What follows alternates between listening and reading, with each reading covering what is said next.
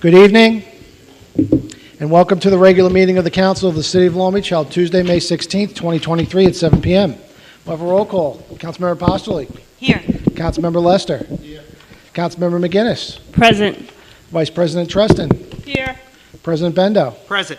Let the record indicate the presence of Acting City Manager Ron Walsh and Corporation Counsel Dennis Cohen. We'll now have a salute to the flag. Councilwoman Treston, would you lead us? Sure, thank you. I pledge allegiance to the flag of the United States of America and to the republic for which it stands, one nation, under God, indivisible, with liberty and justice for all. Before we get started, as noted in the agenda, I am distributing the letter from the State Controller to the Council.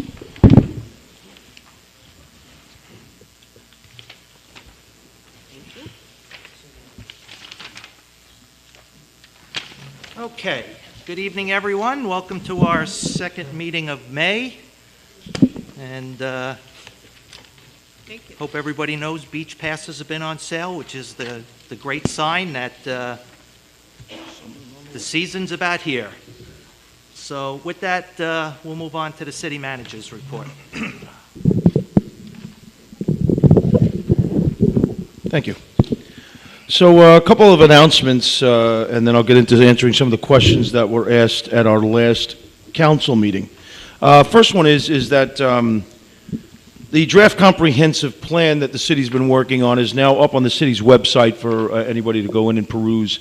It's an aspirational plan trying to set vision and aspirations for the way the city's future development looks. It is not designed at all to be project-type plans. It's actually designed to give overall vision as to how the city and what direction the city is going to be moved in. So that's up on the website for everybody to look at, and there will be public houses and open house meetings with the city staff as well as the city council in June, so that we can receive feedback from the residents of the city with regard to our comprehensive plan. Another thing, the city is going to be hosting an educational forum on wind and wind farm on May 24th here in this auditorium from 7 to 9 o'clock. That's going to be run by the Citizens Campaign for the Environment. It's the Citizens Campaign's mission is actually to protect the environment, so they will be presenting experts, or bringing in experts, I should say, with regards to electromagnetic fields, marine mammals, among other issues concerning this, I guess you would say, proposed wind farm out off of our shores.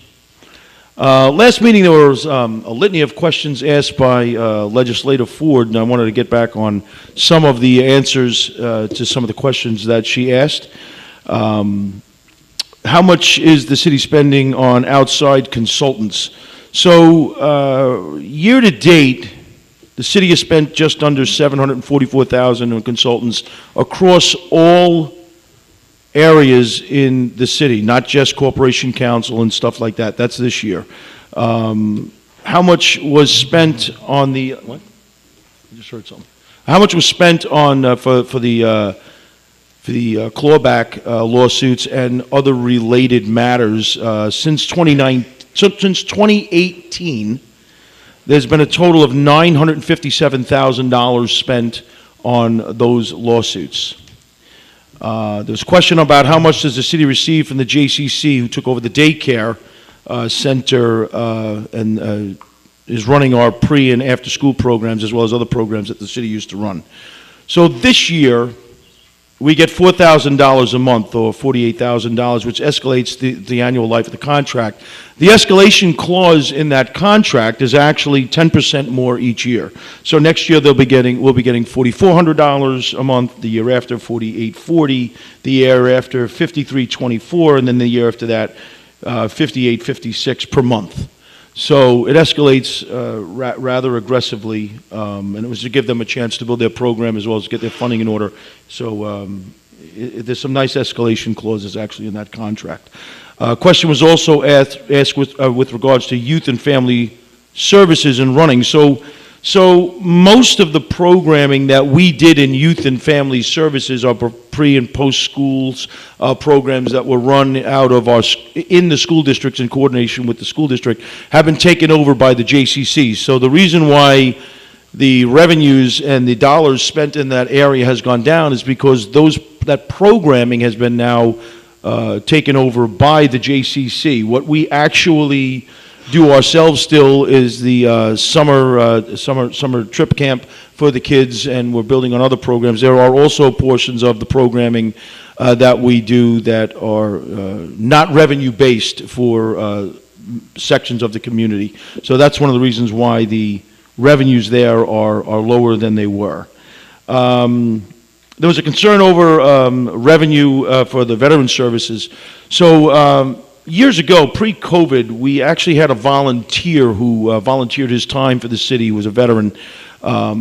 During COVID, the gentleman who did that for us no longer does those types of things. The city never really was provided veteran service. It was never something that was in the budget, other than the things that we do to support our veterans organizations and veterans in general. We assume all of the costs for the Veterans Day Parade, the Memorial Day Parade, our Flag Day and the Flag Day services, as well as the Pearl Harbor Day.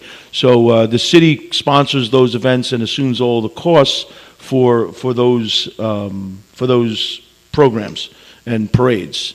Question was asked on the total expenditures for the MLK Community Center. Every year, we out of the city budget for gas and utilities, we put $25,000 aside for the MLK Center for that building.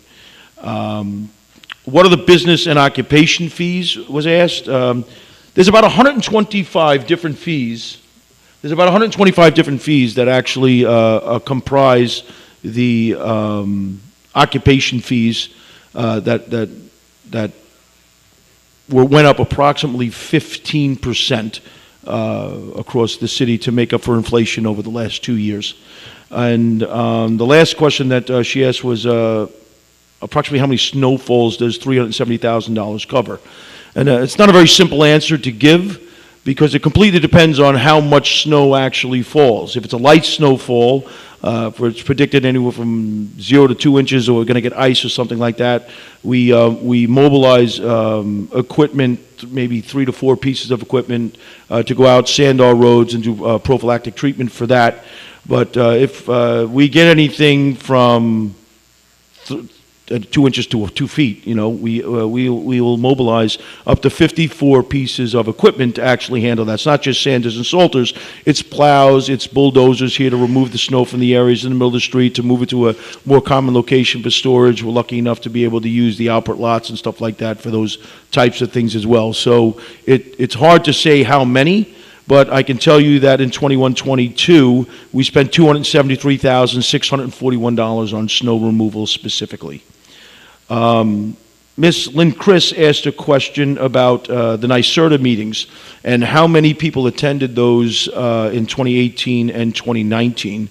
And in the 2018 meeting, which was here in this room with regard to the wind farm, there were 50 people in attendance, and in 2019 there were 70 people in attendance. And then Mr. Crowley asked some questions about vehicle and traffic law enforcement across the city. And in 2020, we wrote 1,140 VTLs. In 2022, we wrote 2,291, which is a more than 100% increase. And then the parking violations in 2020, we wrote 7,075 summonses. And in 2022, we wrote 20,032 parking summonses. And our city ordinances, in 2020, we wrote 1,049 summonses, and in 2022, we wrote 2,377.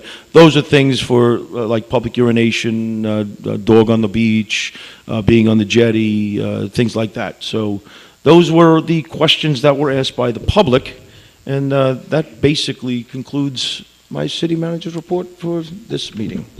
All right, I'm just I'm going to supplement two of your answers, because I think you might have answered something a little slightly different. One on the MLK, while we do budget $25,000 for the utilities, we spend a lot of money at that building on upkeep and maintenance. No, that's true. Right, last year we spent several $100,000 On the air replacing conditioning unit. conditioning. Right Yeah. now, we're spending over $1 million to flood-proof the building. So, Right, she asked how much was allocated each year out of the general fund budget, and so Right. that's why I answered. But yes, over the last, I think it was 10 years, there's been investment of over $3 million into the building and its operations. and then the other one, I think she was asking about the recouping of the people who got money that weren't supposed to. To date on that, we have recouped about $90,000 from those people, and we've spent $15,000 to recoup the $90,000. So, a very worthwhile investment for something that shouldn't have happened in the first place.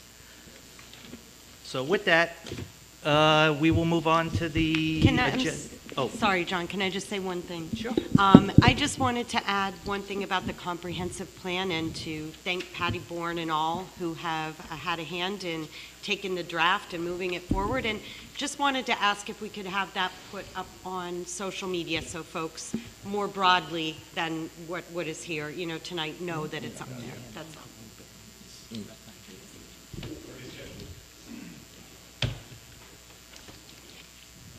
Done? Yeah, that's Oh, okay. All right, and let's move on to the agenda and the public hearing. On to the agenda. As noted before, item 10 has been taken off the agenda. Our first public hearing tonight is for a local law amending Subpart C of related acts relating to the Charter of the City of Long Beach regarding a local law to override the tax levy limit established in General Municipal Law 3C. Anyone speaking on that? Or, To pierce the tax cap? Yes. That would be, it's the law to pierce it because Okay. we are above the 2.06% that the state put in as a mandate. So the Haberman alone has raised us over 10%. all right, so without Haberman, the tax cap's 2.06. Without Haberman, the tax increase is 1.88%. So without Haberman, we wouldn't be voting on this. So unfortunately, because of Haberman, that's why we have to vote to pierce the tax cap. So, any questions from the council? Any questions from the public? Oh, wait.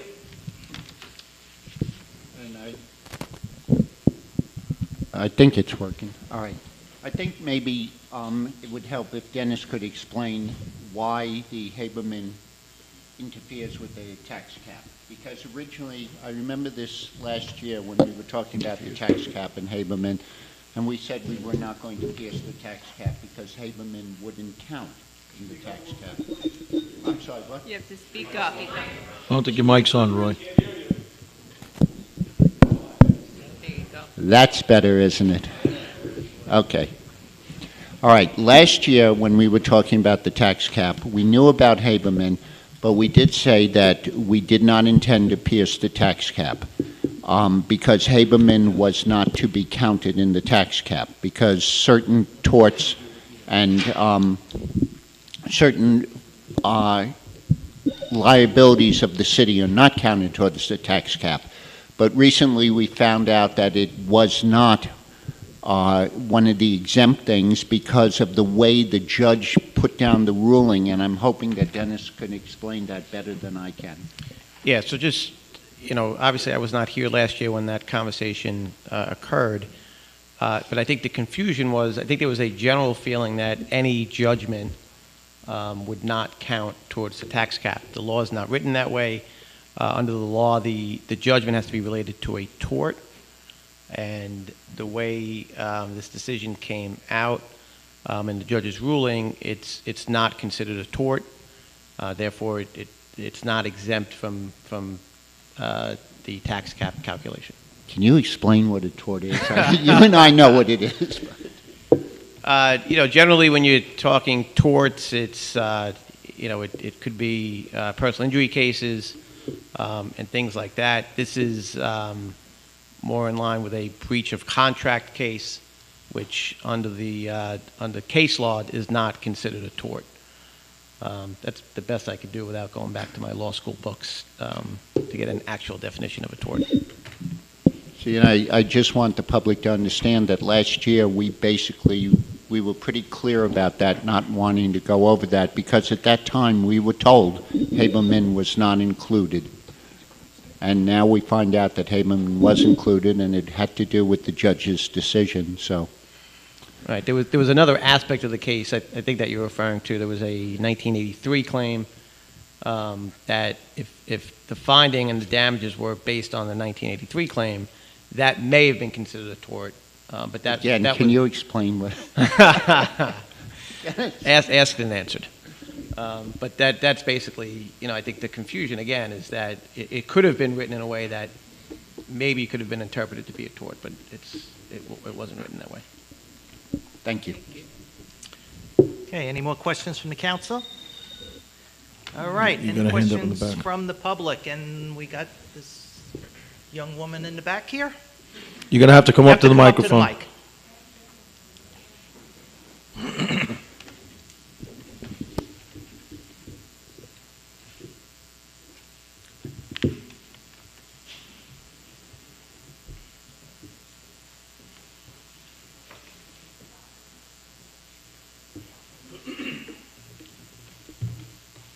My name is Cheryl Merles. I am a resident of this community for 49 years. And my question is to you, okay?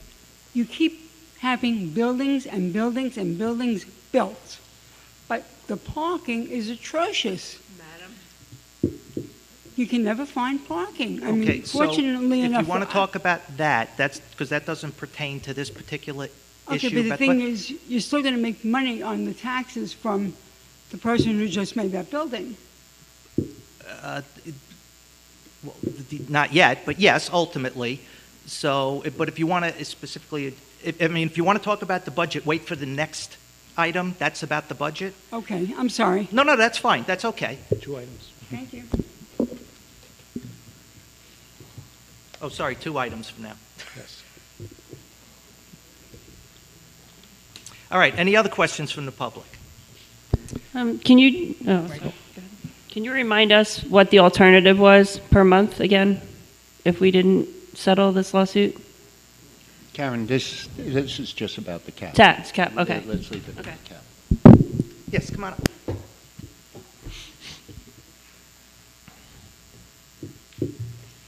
Hi, good evening. My name is Lisa Spar. I'm at 840 Shore. I was just wondering if someone could explain what the ramifications are of going over the tax cap, I'm sorry, the ramifications of what? of exceeding the tax cap. It's just that in order to exceed the tax cap, you have to have a 60% vote of the council to do that. The way the state law, so when the state passed this law a few years ago, what they did is they said that a government municipality can raise taxes by 2% or whatever inflation is, whichever is lower. So obviously inflation's more than 2%. So we're at the 2% number is what we're at. So if you have to exceed that, you have to take a vote to exceed that tax cap. And because of this law, this 30-year-old lawsuit, we have to exceed the tax cap. Had we not had the lawsuit, we wouldn't have to exceed the tax cap. We'd be underneath it. So then other than having to vote to exceed it, there are no other ramifications? No. Okay. It's a formality for the Okay. state to say this is what the tax increase has to be. Okay, that was my question. Thank you very much. Okay, thank you. Any other questions? All right, seeing none, we'll close this public hearing. Okay, our second public hearing is for the purpose of giving citizens an adequate opportunity to publicly present their views on the general summary of the capital improvement program for the 5-year period from July 1st, 2023 through June 30th, 2028. So as part of this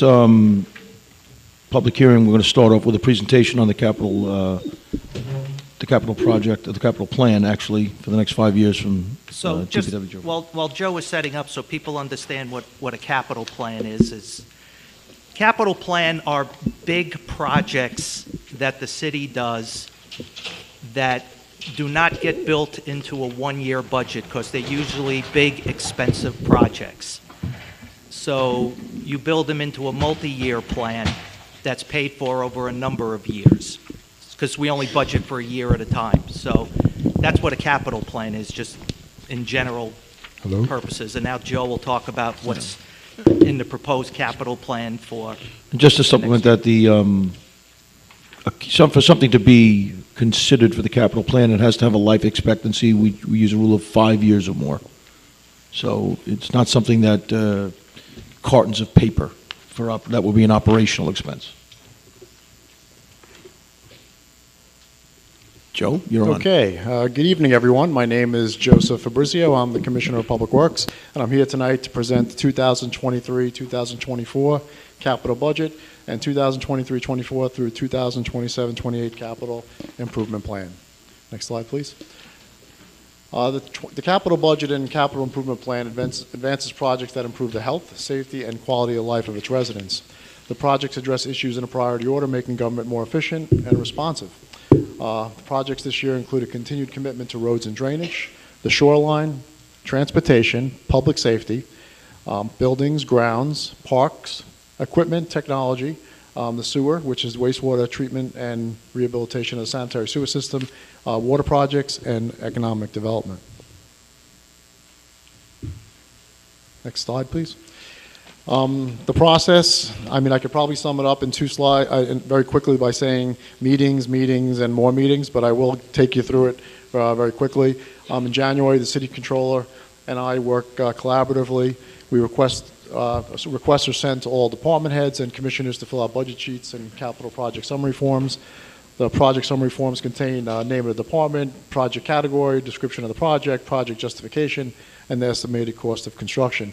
In January and February 23, we have extensive budget meetings with each department, and all those capital project summary forms are due. In March, the city controller, the city manager, and I conduct more meetings with department heads and commissioners regarding the proposed projects. Next slide, please. During that same time period, I personally perform a comprehensive review of all the capital projects from 2015 to the present and to try to ascertain funds that have not been utilized.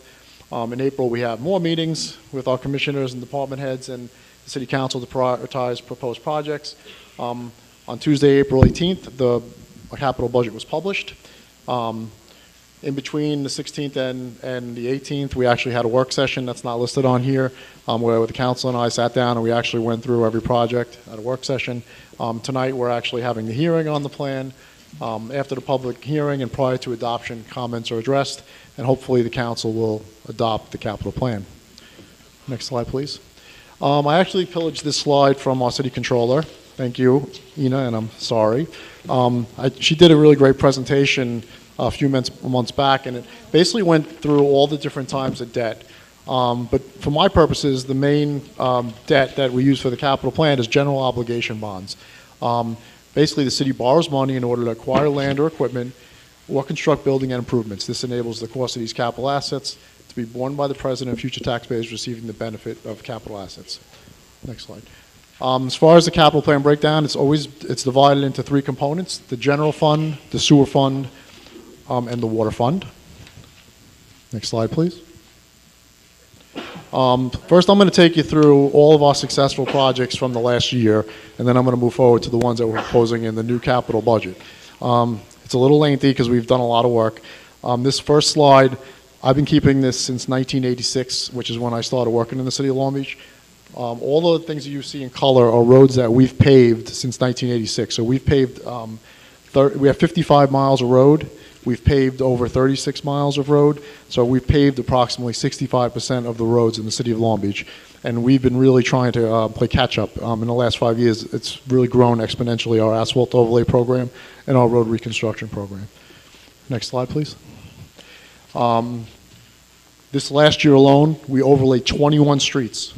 Actually, that is If you include the 2 streets we completed today, which was Market between Washington and Laurelton, it's 23 streets. So our overlay program has really grown. I hope everyone here notices a difference because we've really made it a priority to continue our overlay program. Next, please. In addition to the overlay program, we have our complete streets projects. These are our road reconstruction projects where we do more than just overlay the road. We actually replace the curbs, we replace the sidewalks, we do the water mains, we replace the sanitary sewer mains. On the top left here, this is Doyle Street reconstruction before we actually implement the project. You can see it's awful. I mean, the road used to flood chronically. We just finished this project. Now there's not a drop of water on the street. We have new colonial lights, we have new curbs, we have new sidewalks, new sanitary sewer, new water. I spoke to one of the residents on the block who lives at this location. He said that this project changed his quality of life. And to me, that's the ultimate compliment. You know, we're here to help you. And in this case, you know, this was what he had to wake up to after every single rainstorm, and now he has this. So, you know, this is what we're here for. I'm here to help you, and I'm always available. The next project is this drainage improvements project. This was 3 locations: National south of Park from New York to Nevada, and East Pine, and the section of East Pine and Riverside Boulevard. This was a $6.1 million project that was undertaken by J.R. Cruz Construction. It was 90% funded through the Governor's Office of Storm Recovery. On the left is National Boulevard, the way it was. If anybody used to drive down there, it would flood on Penn Street, on Beach Street, on Olive Street at every single rain event. Now today, this is what it looks like. After spending all the money there, we have a complete new drainage system. We have new lighting. If you went down there today, we're planting additional trees. I think it looks fantastic, and we've received nothing but compliments. It really transformed that road. Next slide, please. Again, we have quite a few projects to discuss, so I'm going to try to go quick.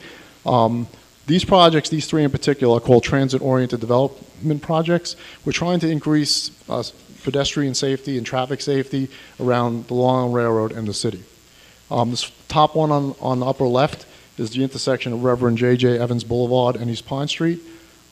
Basically what we did there is we put in a decorative crosswalk, we put in LED stop signs, and a solar walk-don't-walk signs. Same thing at Reverend J.J. Evans Boulevard in East Fulton. Now from the Head Start program to Leroy Conyers Park, the children have a nice safe passage to walk through that area. And now right outside of City Hall, this was a $300,000 project. We put in decorative crosswalks with solar crosswalk signs. And again, this has increased pedestrian safety out here because it used to be a free-for-all trying to walk across the street over here. Next slide, please. This is actually one of my favorites. This is the reconstruction of Magnolia Park and Leroy Conyers Playground. This is a $1,150,000 project that was awarded to PlaySites Plus. On the left was the playground before we started construction. It was built right after Sandy, and it was really severely deteriorated. It's only been a little over 10 years, but it was in really bad shape. Now it's undergone a complete transformation. It's going to be open by Memorial Day. I suggest you get down there. We have, beautiful shade shelters there, a lot of shade. We had doubled the amount of the size of the swing set areas. It's ADA compliant. I think if you get a chance, take a walk on the boardwalk. We've gotten only positive responses about it. Part of that project, too, was to rehabilitate Leroy Conyers Playground. This was a shuffleboard court that we put in there about 10 years ago. Unfortunately, it wasn't getting much use. So we actually took up the paddleball court and we put in 2 really nice toddler pieces with safety surface. And again, it looks really great. I suggest you go take a look. Next slide, please. Some building projects that we're working on. This one on the top left was Ice Arena Hazard Mitigation. The contractor was Premier Contracting. The contract price was $912,500. On the left is the before picture. On the right is the after picture. You can see we replaced the whole front entryway, all the doors, and what we did along the whole base of the building, it's called a FRP wrap. It's a fiberglass reinforced polymer that goes around the whole building, and now it's protected from flooding. And we also put in stop log systems at all the doors, and we put in sump pumps at various locations. Some other projects we're working on. These projects listed below, one is sand screen installation on the north side of the dune. This is an in-house project that our beach maintenance department is doing. They're basically trying to keep the dune from overtaking the boardwalk. And this is the sixth-floor bathroom renovation that's going to be done by Memorial Day, and the Lafayette Boulevard Comfort Station renovation. Those three projects, all done by our talented in-house carpentry staff. And I want to give them a shout out because they really do nice work. And you'll see the bathroom. Again, it's going to be done in about a week up here. Next slide, please. Again, some more building projects that we're working on. This was done last summer. We had some falling bricks on this building, so we hired Related Services Inc. for $681,000, and we did a lot of pitting and pointing of all the brick on this building to make it safe for the people who use it. On the bottom, very similar to what we did at the ice arena, we're doing at the MLK Center. This is the before picture. This is actually in progress right now. If you can see this location here, this is where the air conditioning system was. Now, if you look at this picture right here, now it's elevated and on a platform and protected from flooding. And then you see on the bottom, we're in the process of putting in the fiberglass reinforced wrap around the whole building. Next slide. This is also 100% funded through FEMA, that project. This is a water project that we successfully completed last year. On the left was the before picture. This is, they're called open air basins. This is where your water is treated that you drink. It could be subject to vandalism. You could pretty much walk by the site and potentially throw something in there. So for $1 million, $993,000, we hired RJ Industries, and they built this cover over the facility, and $500,000 of this was through a grant administered through the New York State Department of Health. Next slide, please. This is a project that you've heard me talk about. We had an emergency last year. The cover right there on secondary digester at the wastewater treatment plant actually tipped at a 45-degree angle. So we had to have an emergency resolution to authorize $2 million to essentially remove that cover. This was the operation. It was quite impressive. We hired Thomas Novelli Contracting Corp. for $1 million, and they actually removed that cover. And it took a whole year, but finally, about a month ago, this is the new cover that we put on. We had to coordinate with the DEC. We had to get permission. We had to have a design done. They put in a new fabric cover for $458,000. So it just goes to show you, like, this whole emergency took about a year to resolve. So it gets complicated. Next slide. Okay, so I took you through some of the old projects. Now I'm going to talk about the things that are coming up for 2023-24. So again, we have the general fund, the sewer fund, and the water fund. We're proposing $7 million in the general fund, $500,000 in the sewer fund, and $7.1 million in the water fund for a total of $14.6 million. But these bullet points on the bottom are important. While we're proposing $14.6 million in new debt, 2.7 of that is working capital for grants that's going to be reimbursed. Therefore, in effect, the proposed capital budget is really $11.9 million. 14.6 minus 2.7 is 11.9. So therefore, in fiscal year 2024, we're going to be paying down $11.7 million in debt. So we're basically close to neutral, new debt versus retirement of debt. So I think that's an important note. We're basically neutral when it comes to new debt versus retirement of old debt.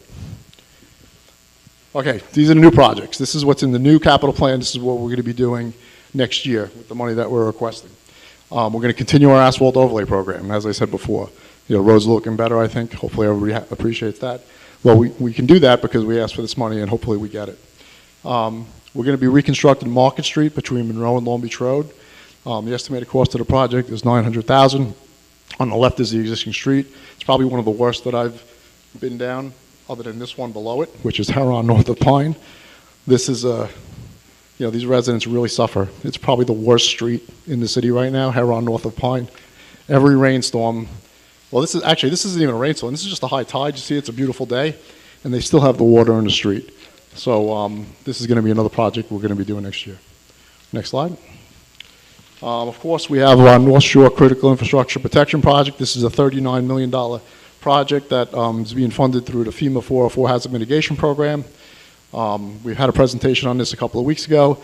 It's going to be completed hopefully at the end of next year. It just started about 2 months ago. It's going to be 2,700 linear feet of cantilever steel bulkhead, new stormwater pump station, replacement of all city facilities, removal and remediation of the former gun range site, new Tiger Dam at the boat ramp, and new asphalt composite roadway. Next slide.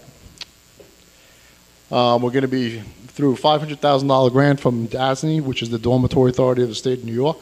We're going to be rehabbing the men's and women's bathroom at the ice arena. On the left is the existing bathrooms, and on the right is the proposed rehabilitation for those bathrooms. And we're also going to be rehabbing the second floor men's room. We're going to be making it into an ADA compliant bathroom, so it's going to be unisex bathrooms. So now we'll have, it'll be ADA compliant / accessible. We also have out to bid right now another problem at the ice arena. The roof and the gutter system has to be replaced. This is estimated to be $1 million. It's actually out to bid right now. So if everything goes well, if we get bids that come in realistically, we're going to start and hopefully be done by the end of the year with this project. There's 4 other projects listed there that we're working on: Central Garage, HMP, Animal Shelter hazard mitigation, City Hall hazard mitigation, and Recreation Center hazard mitigation. Next slide. As far as parks, as you know, we're working on Magnolia. The next project we're going to be undertaking is Pacific Boulevard reconstruction. This is the proposed pirate ship that's going to go there. This is the schematic. I don't know if anybody uses that park now, but this is the pirate ship. That's this unit right here.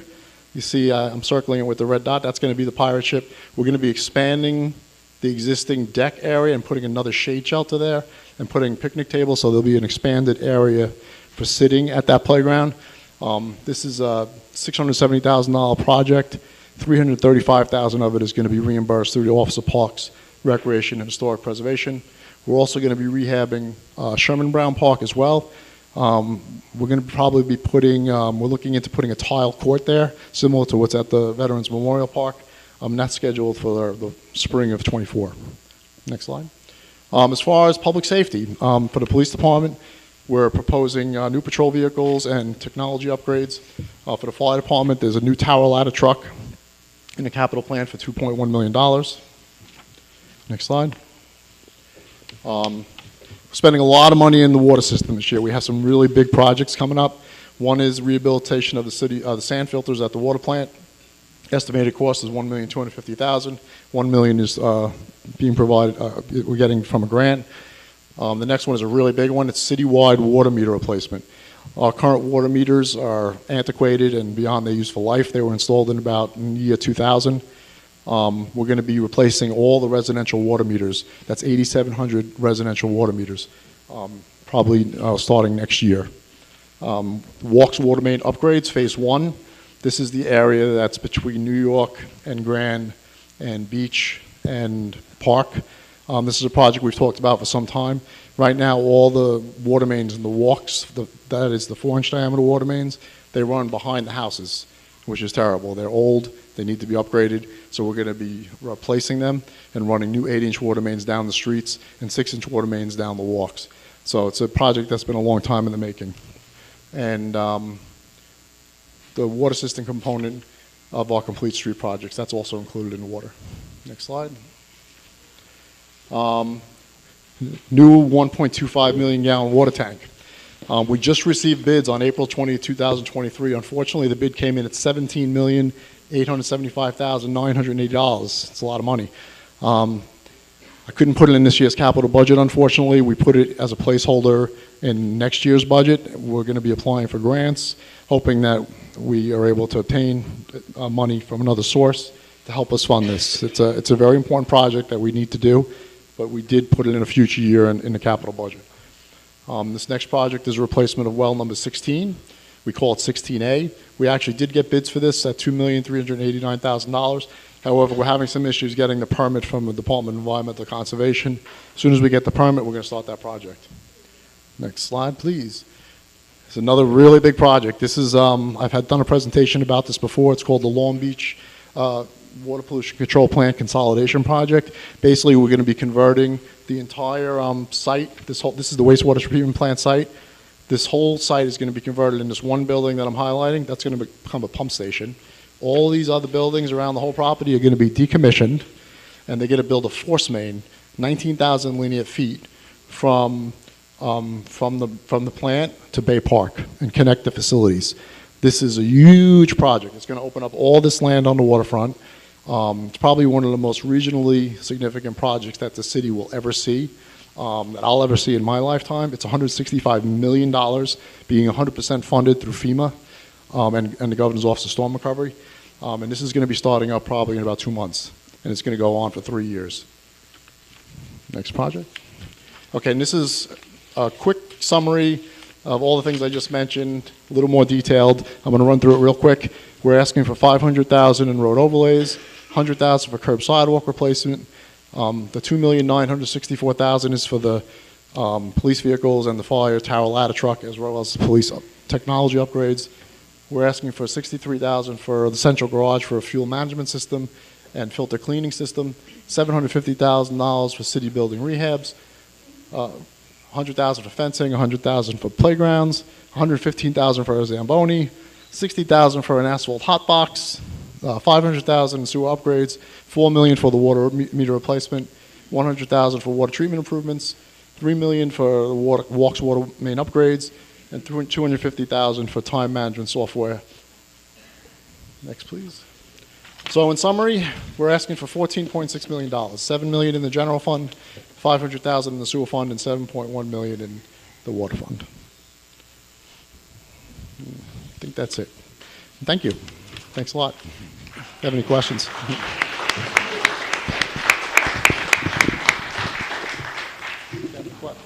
If you have any questions, I'll be happy to take them.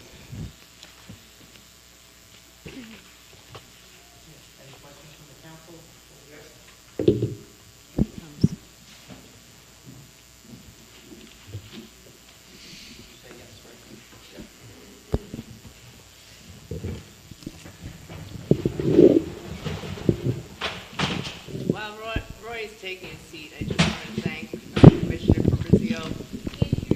All right, relax. God bless you. Good job, Dave. You got it. Thank you. I just wanted to thank you for all your hard work. I know that we've asked you to cut back on a lot of things, and you have, and you should be recognized for your due diligence. So I just wanted to say thank you. Thank you. Joe, just a couple of questions, to make sure I'm on. Next year, we're going up from 14 million to 30 million. That's because of the water tower? That's the water tower. Anything that's in a future year is still open to discussion. What we're voting on is this current year, but yes, the 17 million I pushed to a future year because we didn't want to put it in this year's capital budget. And I'm hoping that we could apply for grants. Yeah, we've applied for 2 different federal grants to try and supplement that. Each one of those grants is at $10 million. We're hoping that we get some traction on those to offset some of the expenses for the water tower.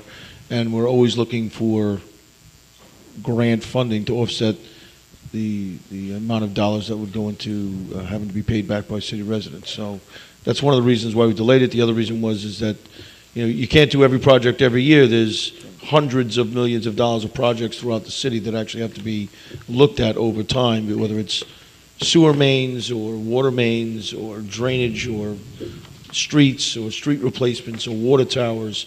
There's just so much to be done, and the infrastructure is so old, including the building that we're sitting in. So we try to delay them and plan them out the best we can. To this point, along Roy's point, have we talked to federal appointed and elected officials for Long Beach in order to help us obtain funding? And is it in the current fiscal year for the federal budget? Absolutely. Any earmarks? Yeah, we were in contact with Senator Schumer's office as well as Congressman D'Esposito's office, and they both forwarded projects for us to actually try and put money towards our capital, the water tower being one of them. The 17 million?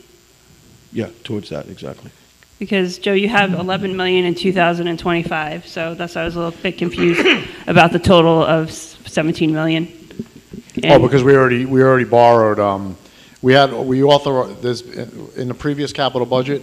There was already 9 million authorized for the project, so I'm looking for the balance, which is approximately 11 million. And part of the discussion also, so was the money that's already been borrowed against the plan. We didn't feel it was appropriate to start the project, even though it's a multi-year project, because that would then commit the city to continue with the project without knowing whether or not we got the grant funding. So we're trying to push it out safely into the future, but this is going to be a project that's going to have to be done, that water tower. And what's the timeline on getting federal funding or from elected officials? Right now, we don't have any commitment from any source. for additional money. And that's the problem. We don't, you know, we borrowed, we authorized about I think it was $9 million in the previous capital budget, of which we spent some money on the design. So there's about 8.3 million or so remaining that's authorized. We're not paying interest on it. Okay. We haven't borrowed it. So I still needed this additional, you know, 17 or 18 million minus the 8.3 that we already authorized. So that's the balance that I'm looking for to do So- this project. So what can we do? Things you just mentioned, reaching out to our legislators, applying for grants. Unfortunately, like we've applied under the under the EFC program, GIGP program over the last 2 years for the water tower, and we keep getting rejected. It's not a project for some reason that they fund. So we have to look for other avenues. I mean, because ultimately, if we don't get other funding This can't sources, wait anymore, right? it has to be done It's eventually. close. We can't keep kicking it down the curb. You know, we're fine right now, so I don't want to alarm anybody, because the other The current tower is isn't fine. leaking or anything like that. It's just. But it more is a reserve. project that is important. I'm sorry, Mr. Lester? Okay. I'm sorry, Ron, you said we borrowed the money already on There's some some money that's been borrowed. Authorized, Authorized, I should say. not borrowed? not borrowed. Okay, yeah, that's So the authorization gives us the ability to actually right. go out We're and not paying bond it, interest on it. but we're waiting to try and get all of the money in alignment, and we didn't want to start, because we had the discussion, do we want to borrow the money in the upcoming year, start the project, and then next year borrow the rest? Yeah. And commit, but we didn't think it would be a prudent way to go, especially when we have the opportunity of possibly getting one of the grants that we put in for, and other grants come out every day, and we just keep looking to see what we qualify for. And we also have some other really big water projects in this year's Yeah. capital budget for the water meters, for. On the walks. Right, for the walks. Yep. So that was another reason that I think we decided to punt till next year, because we do have a lot of money on the water side that we're asking for this year, like 7 million. It's almost half. It's almost half of the capital budget is water projects. Okay. And the other thing was on the capital plan highlights, you have the city portion of grants, and that came out to 6.2, but you said we only can take 2.7 out of that. Or only is working capital for grants. I'm just a little confused. Hold on one second. You don't- Last page. He was Check the talking about page it sort of numbers, like a but- revolving line of credit. We'll borrow a little bit of money, we'll get reimbursed as we do work, so we don't have to borrow the full amount. Yeah, what I did is I actually went through the capital budget specifically, and I was looking for the funding that was going to be 100% reimbursed, and that was 2.7 million. It was actually going to be 100% reimbursed, was the 2.7 million. So when you say city portion of grants, I'm just not sure what that means. Oh, you're talking about the right column? It's the 2023, 2024. That's the capital city's, plan that, highlight. if you look in the actual capital budget, that's not part of this presentation, there's a city portion column that says what the city cost is, and then there's the other column which says what the non-city cost is. Unfortunately, I don't have it in front of me, but it's in the capital plan, that city portion column, and that's what that 6.2 is. See it. So when we say 6.2 city portion of grants, as opposed to city funded, I mean, the grants you. That's the money that the city has to put forward for that, The 6.2. the 6.2 million, right. Of the 14.6? No, it's not of the 14.6.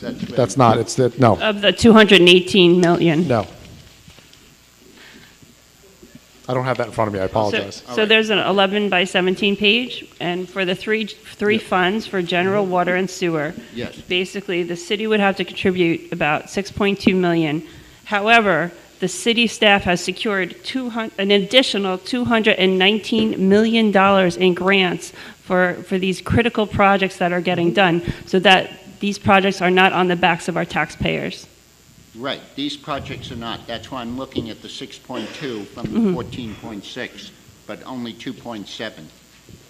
So, you know, when you're telling somebody that the city has secured 218 million, and you have 14.6 million So I think, I don't know if I can clear it up in any way, but like out of that 218.8 million, I 160. was ignoring that because it wasn't. I would not ignore that. That's a That's big actually- deal. yes. You can't tell people we have 14 million worth of projects to do, and we have 218 million of grants. No, because Yeah, let me just try to explain that a little bit, because 218 million, 165 million of that Is the sewer. is the sewer. Right. 40 million of that But is the the North sewer's Shore not- project. So the that sewer's 6.2 not million is included like in the that. only portion that the city actually has to pay for that I 218 million. understand that, Joe. Okay, I'm asking the 14.6 million. Ignore the 2.18, the 218, because that includes the 165 for the sewer. correct, Okay? You have city portion of grants, 6.2 million. correct. Okay? So does that mean, but that doesn't come off the 14.6? No, it doesn't come off the So 14.6. what does The that mean? 14.6 is the money that we're asking for in this capital budget, Right. and 2.7 is money that is actually going to be 100% reimbursed in this round, so to speak. I don't know So, if Joe, what does the city portion of grants of 6.2 mean? It's a subset of the two. Can you I'm sorry. let I'm me sorry. go? Yeah, I thank you. You're I confusing asked me for too. these columns. Yeah, so. we actually did add this separate column at Councilman McGinnis's request, where we separated the column into city portion and non-city portion, so to speak. And that's what that 6.2 million is. That's the city portion of the cost. Am I giving you that? I'm not sure if I'm following your question, Because you're quite saying honestly. city funded is 14.6, but city portion is, all right, never mind. Okay. I'll Maybe we could talk offline. I'm I'll think get it would. it some other time. Okay. All right. Last question. Joe. Sure, go ahead. You know the condition of the city.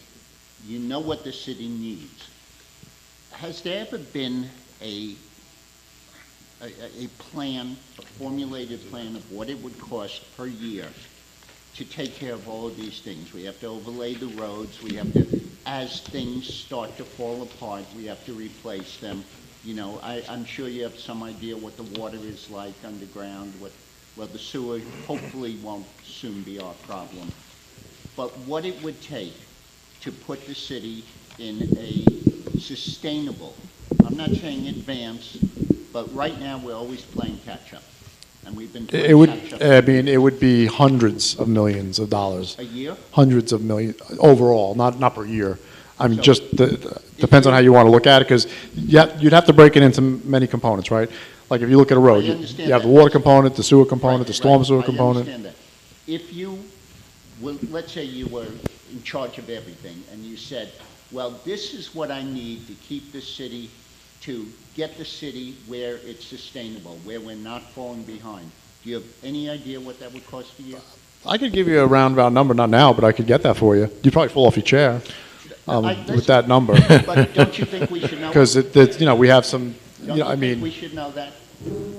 I mean, yeah, I mean, that's something we could work I on. would love to know that. Yeah, and it would be a huge number, believe me. It would be Oh, I huge. understand. Because you'd have to, again, you'd break it into, well, what I would do, if I was doing that exercise, I'd start with the roads, I'd break it down into the different components, the water component, the sewer component, the general fund component, then I'd go to the buildings. I mean, it would be a comprehensive Right, analysis, and it would be a lot of money.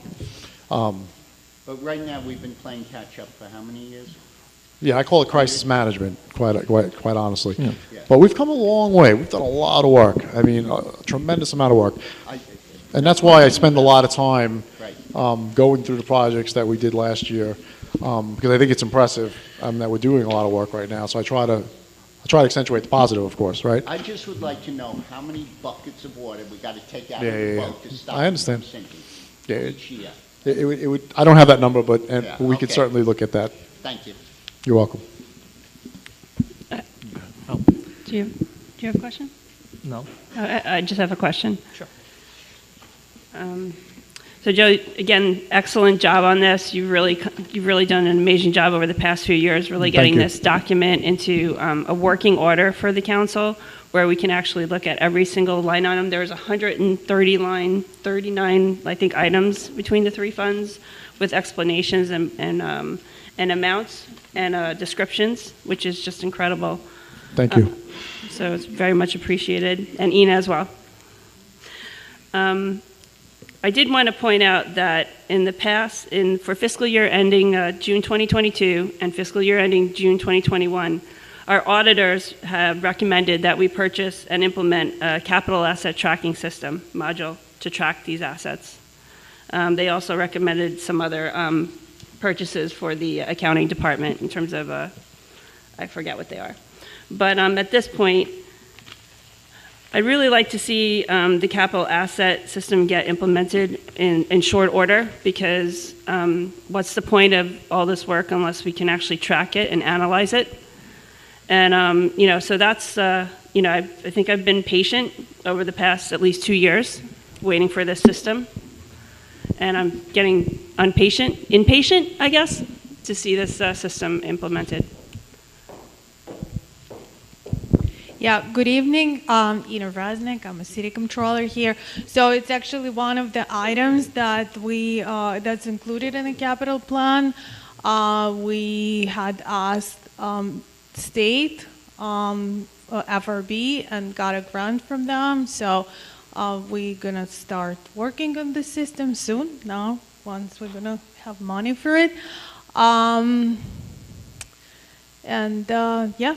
It's about, the implementation is about to get started. We just had to get an FRB approval and get this item hopefully approved in a capital plan, and then we'll be able to approve borrowing for it. It's been because we have to borrow before we're going to get the grant money. We need working capital for it. So it'll be fully reimbursed, this capital asset system, from the FRB? Yes, the cost of it will be fully reimbursed. Okay, so systems are only as good as, you know, the people that input it and the systems that we have, and we really, you know, we can't wait anymore. There's too many dollars at stake. I'd really like to see this done by the end of the year. Thank you. Okay, sure. Okay, and just before we open this to the public, I just want to give you, I'm going to put my nerdy engineer hat on, 30 seconds on why we need a $17 million water tower. The water tower is, you know, when you fill up your sink and it's full and you open the drain and the water goes down faster when it's full? That's called head, hydraulic head. That's what a water tower does. It provides the pressure to push the water out of your faucet. That's why we need a water tower. It's what provides the water pressure for the whole city. And the water tower we took down last year was 106 years old. And At least. And the current one that's standing there now is 90 years old, and it is well past its useful life. So that's why we need a new water tower, so water keeps coming out of your faucet. So with that, I will open it up to questions from the public. Mr. Kramer.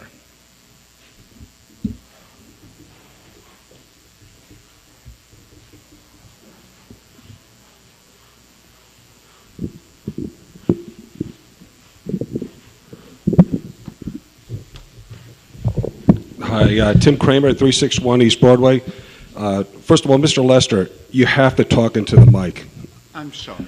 I mean, no one heard a word of that entire exchange. You have to talk into the mic. So moving on from that, this time management software. Please, if that happens, just yell. I know, but we did, and then you made the same mistakes. But anyway, let me move on. So the time management software system, that has to do with checking in, you know, time, labor, time, checking in, checking out. Is that what that is? Yeah, it's actually Yes? a time clock for It's people an to sign it out. employee clock So what- in, clock out system. Right, electronic. Yes. Exact.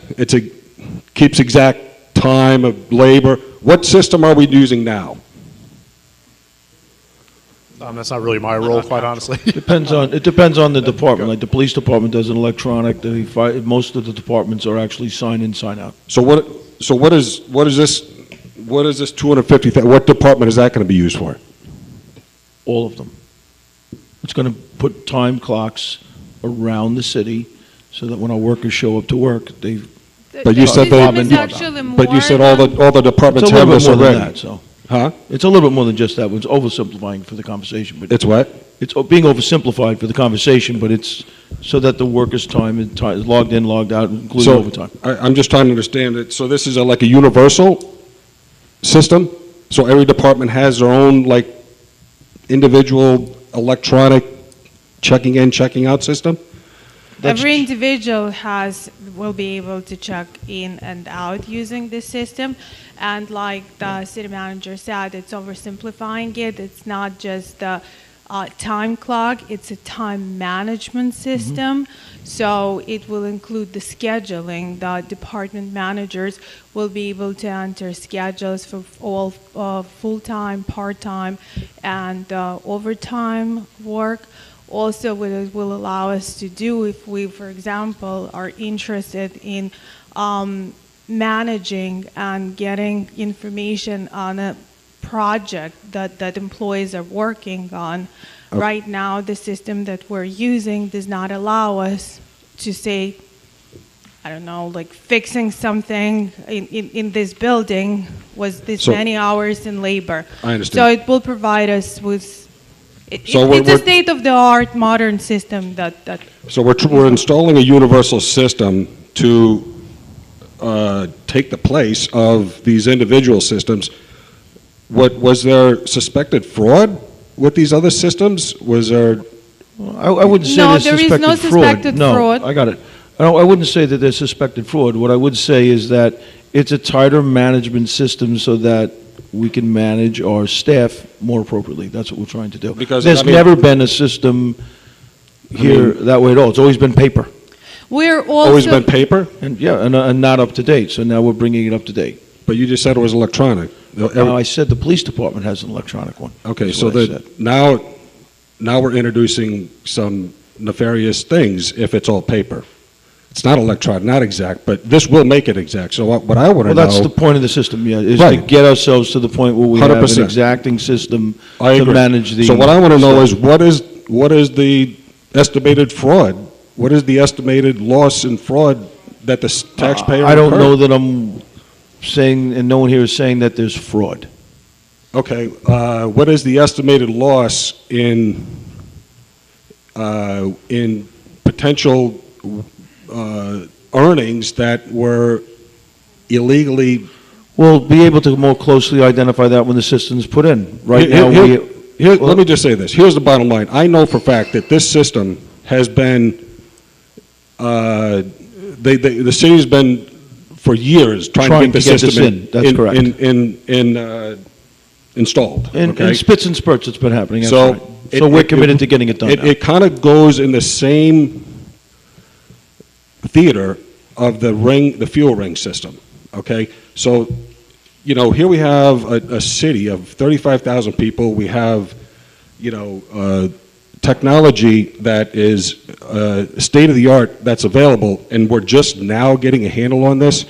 This really is, it's a concern for me as a taxpayer. Me too, that's why we're doing it. And Okay, same but- thing with the gas ring system. It's good That's that we're exactly doing right. it now. I Exactly agree right. with you 100%, okay? But what about the last 10, 15 years? There should be a study or something. I'm telling you right now that there's issues with fraud. That's why you're doing this.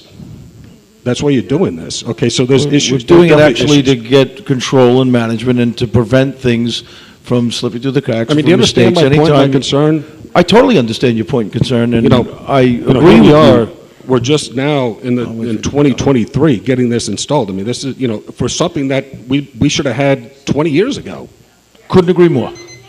Well, look. Couldn't agree more. But you can't go back in time. You can only move forward from the place that you're at. Okay, any more questions from this young woman here?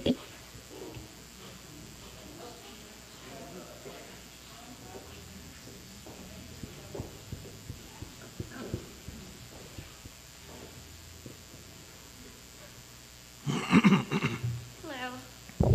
Lynn Kreis, 711 August Block. Well, now I'm actually on Olive Street, sorry. I got nervous. I used to live on August Walk.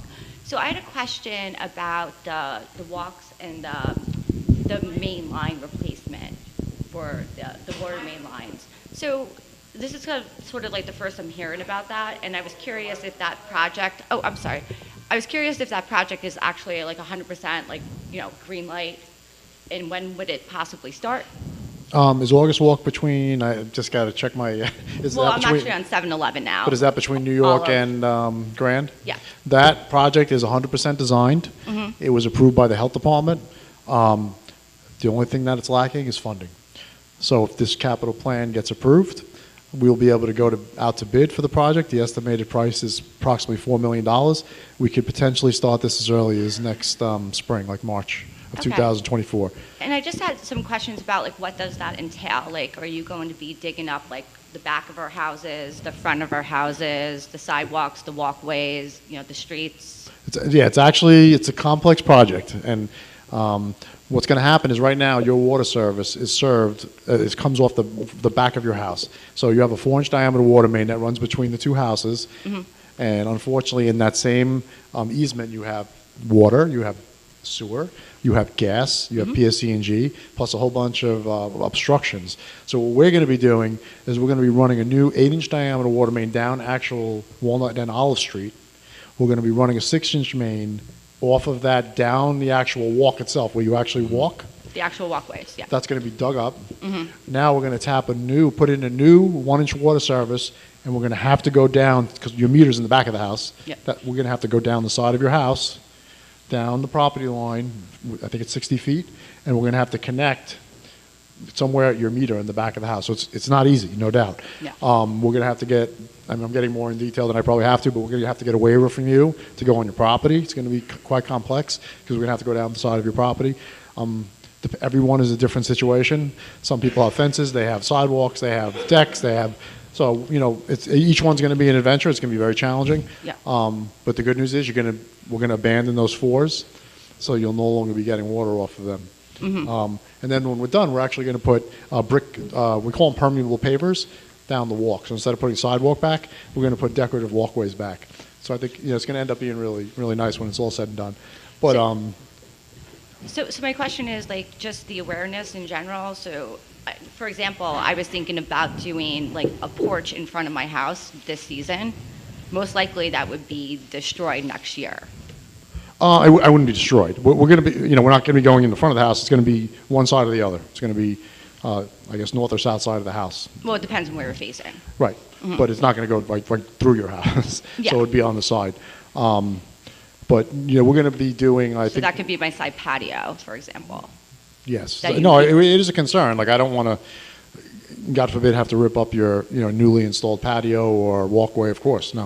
We Right. don't want to do that. We want to coordinate with you. We want to work with you. Right. So I just think it's about awareness in general. So if this project is definitely going to happen, like, I think there needs to be a little bit more communication to that area of the community to make sure they know that, like, their infrastructure, you know, will be affected possibly, you know, early spring of next year. And, you know, hey, if you're going to start, you know, building a garden on the side of your house, you know, maybe Yeah. you probably shouldn't spend like $500 on plants if that's No, possibly. I agree. I agree with you. Yeah. And I think, to your point, I think the city manager, acting city manager, Ron, had actually met with the West End Walks Association Right. and started talking about the project. Yep, that's where it came up. I've been in contact with Mike Delory. Yep. We was trying to schedule another presentation where we could come and go over the project.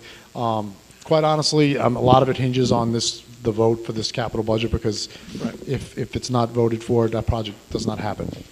So we Because wouldn't because it have is $4 sent out million. letters yet until the money's available. Once the money becomes available and it gets passed, then we start notifying and letting people know, and there'll be plenty of time to coordinate between. And then when do before we the think work that gets would done. be where, like, the vote is to either approve or Could not be approve? authorized tonight. Could be tonight. Oh, or- it could be, Yeah, okay. yeah. Mhm. So it's, you know, this is a project that, it's a really complicated project that It is. they've been talking about since I started here, which is in '86. So it's a long time in coming, and it's a great project. They don't even install 4-inch water mains anymore. There's just so much wrong with the way things are set up right now in that area as far as the utilities. So this is a big step in addressing that. Yep, no, absolutely. And you could always Behind- call. You could always call me too, if you want to talk offline. I'll keep you updated. Believe me, on anything you need to know. Yeah, no, it's definitely 100% needed, so, Okay. you know, it's exciting, it's going to happen. It's just making sure that the community is aware of, like, what it means for their properties. Of course. Yep. Yeah, thank you. Thank you. Any other questions from the public? This gentleman over here.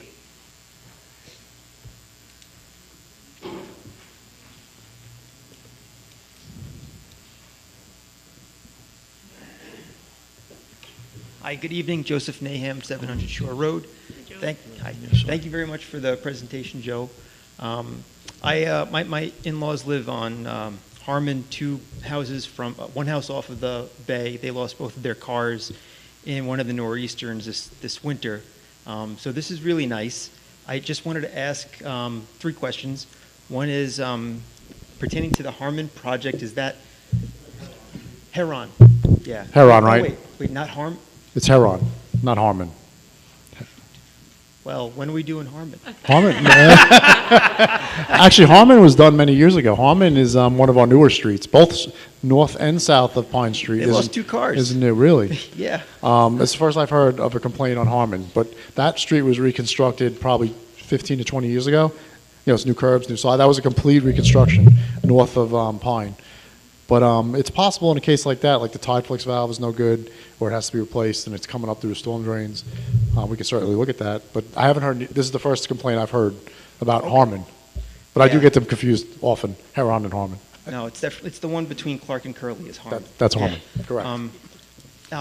Bringing up something that was kind of raised earlier, I know that you're doing overlaying on roads for asphalt, but I remember after Sandy seeing a lot of presentations, whether it was at Alegria or here, and we had engineers from the Netherlands showing how when we are going to be redoing roads, we're going to be doing nice storm drainage mitigation under the sidewalks and the medians. Is some of that happening? Absolutely. Okay. Again, the projects that I mentioned, National Boulevard Reconstruction Project, Edwards Boulevard Reconstruction. Edwards was a complete subsurface drainage system was installed. At a tremendous cost. Same thing with National, different type of system, but there was a whole new drainage system installed. It depends on the project. You know, overlays for one street is going to cost you $100,000, but to do a complete reconstruction of a street, meaning complete drainage, water, sewer, and so forth, it's going to be over $1 million. So you get a lot of bang for the buck. You get a better riding surface. So we have been doing a lot more overlays because we can get a lot more accomplished. You see that in a lot of towns, I think. Hopefully, that they're doing a lot of overlays. You try to strike a balance, and we do both. I mean, it's not as much, I guess, for one road compared to a cost of a water tower, which was definitely needed. And I know that there are other ways of getting revenue into the city, like legalizing cannabis, for trying to get some of these projects happening faster. But I'll go pivot back. We could. Excuse me.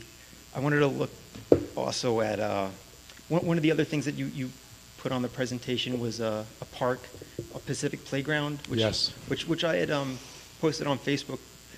It's not as high as those $1 million projects. It's one of the elements was removed.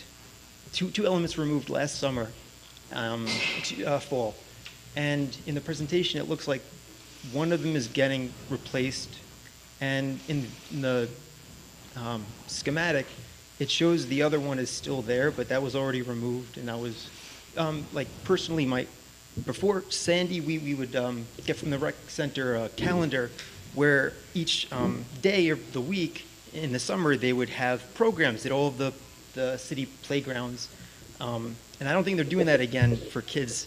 So I wish that was also brought back. But just about that playground in Pacific in particular, do you happen to know, it was a red and yellow climbing wall which was quarantined off with caution tape. It wasn't used at all over the summer. There was exposed concrete throughout on the surface, so that's probably why it was cautioned. I'm not sure which one. Is that the one on the east corner of the playground? It was in the south in the southeast middle. corner? Or no? It's not there anymore. But it's shown in the presentation, which is what I'm No, if it's on there was a huge, I think it was a black and blue unit. Is that the one you're talking about? No. That one was removed. Right. And so is another element that's red and yellow. It's not the red and yellow slide piece. It was a rock climbing wall. And it's in the presentation that's on Facebook, and I commented and never got a response. That's why I wanted to know. If you want, we could talk offline because I'm not sure. Okay, I'd love to share it with you because it's going to be a great project. Okay. No problem. Okay, Ms. Lake, I saw you putting your hand up.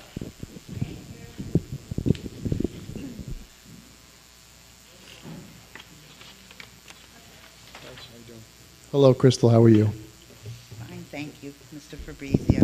Good evening, everyone. Crystal Lake. Fabulous report, Thank you. presentation.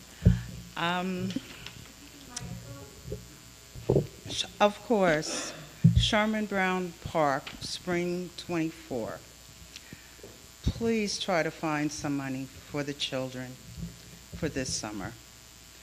The request has been going on since approximately 2011 to upgrade certain portions of that park, which hasn't occurred in a timely manner, in my opinion, and no one has to agree, and that's fine.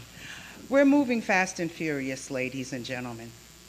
The comprehensive plan, the local waterfront revitalization, the brownfield opportunity, sewage treatment consolidation, North Shore critical infrastructure project, super block, yada, yada, yada. We're moving too quickly, and we're not taking a lot of concerns into consideration. I do understand that the Long Beach was built for the affluent, the rich and the famous. That's what this city was built for. Not for low income, middle class. That was not the case. The entertainers, all of the amenities that are occurring now attract the rich and the famous. You're pricing out the majority of Long Beach residents. As a whole, everybody wants, fabulous, state-of-the-art amenities, and that's fine, but it will come with a price. Also, Bayfront redevelopment, it's in process. Many people will be hurt how it's going to be structured. Not just North Park, it's going to reach far and wide. The cost of living now is astronomical across the board. Across the board. There are ways that we can actually sit down and address this issue. Sewage treatment consolidation, 4 to 6 acres will be available. Potential relocation of the water tower or the standpipe. Okay, there's a lot of pieces to the puzzle. I believe there was a roadway evaluation plan. That's correct. All of the documents were taken offline, and they should be online for review. You can build on those documents. All of the documents that I've mentioned were online. And something that is not in the air, the Brownfield Opportunity Program. The problem with that was that, I need more time, please. The entire North Park neighborhood was slated as a brownfield opportunity area, which should not be. Let me just suggest, why don't you come back up at Good and Welfare to finish? Because I have another topic I want to discuss. Thank you. Well, so, we have other people also. Okay, can I just wrap it up then? Wrap it up, please. Thank you. And to be quite honest, this is my home. Make no mistake. I'm not perfect, my family is not perfect, and I don't know who is. But the manner that you're moving forward, so especially by the end of the century, okay, everything south of Sunrise Highway is supposed to be underwater. So let's keep that in mind when we're making all of these fabulous plans and pricing everyone out. Thank you. Okay, thank you, Ms. Lee. All right, Ms. Kramer.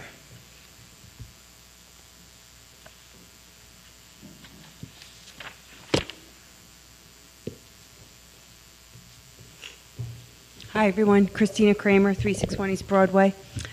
So Magnolia Park, I'm glad you're redoing it. It needed a refresher. It looks really great from the boardwalk. I'm glad you added more swings. That was a necessity. And although my children have grown, my oldest son's birthday is today, 18, and my youngest son is 13. So we no longer use that park. The little one does a little bit. But I remember back in the day, and it Think was... grandchildren. Yes, well, hopefully. I remember back in the day when we did Magnolia Park after Sandy with JetBlue and Kaboom, And I was on the parent committee, and we asked for bathrooms because it's a potty training park. The park is for 2 to 12-year-olds. There's no there's no bathroom within a city block. I was wondering, is that a consideration? Why is it not there if it's not a consideration? Yeah, in this case, I mean, it would probably add another $500,000 to the project. That's why it wasn't contemplated as part of the I think it's a reconstruction. priority for these people in the community. I mean, No, I mean, I don't disagree, because I've heard that complaint about some of the other parks too, because, you know, Leroy Conyers, there's no bathroom. At Sherman Brown Park, there's no bathroom. At Georgia Playground, there's no bathroom. So well, at I least have Georgia heard that. well, the potty was disgusting. My kids Yeah, both no, got I don't recommend coxsackie putting from it. the port, that's not a good idea. The porta potties is a disaster. So, no, I recognize that it's a concern. But finance was one of the crucial reasons, you know, why. Okay, just, you know, it was a big deal. The meters, we're spending a lot of money on water meters. Okay, why don't we spend that money on the infrastructure and then worry about the meters? Like it seems like we've been fighting this battle war with old infrastructure, brown water intermittently, and the drinking water doesn't taste good here. So I'm just wondering, it seems a little backwards. Yeah, you really have to do both concurrently, quite honestly. Are we doing both? I didn't really understand that in the presentation. Yes, oh, absolutely. It says water, but I don't understand because what happens is all we do our asphalt overlay program, which again, we get kind of a bigger bang for the buck. It costs us about $100,000 to do one street, but we're not addressing the utilities. But when we do the complete reconstruction, where we replace the water system, the sanitary sewer system, and the lighting, and every other utility on the block, those are over $1 million. So we do less of them. So you're redoing all the infrastructure this year? No. We typically do approximately 2 blocks, what I would call complete streets programs annually. So, and that's where we do the water main. So typically a block is about 700 to 800 feet. So we'll do the water main on that block. So we'll do maybe 2,000 linear feet of water main a year. Again, we have 55 miles of roadway, so that's 55 miles of water mains. At that rate, how long will it take for the city to get clean drinking water? Well, we have clean drinking water now. Well, that's We not actually have brown excellent- intermittently. I mean, that's iron, and iron is harmless. You just let the water run. We get that complaint all the time. I don't want to discuss that. Let the water run. If it's in your fridge, you don't know to let the water run before you're drinking it. I'm just curious, how long will it take the city to get all of the infrastructure done so that the water is proper? Yeah, I mean, I'll go back to Roy's question earlier. That's something I couldn't give you right now. We would have to really look at that. I Probably mean, because never. it's a comprehensive, it's a big question. And it's comprehensive. We require a lot of research.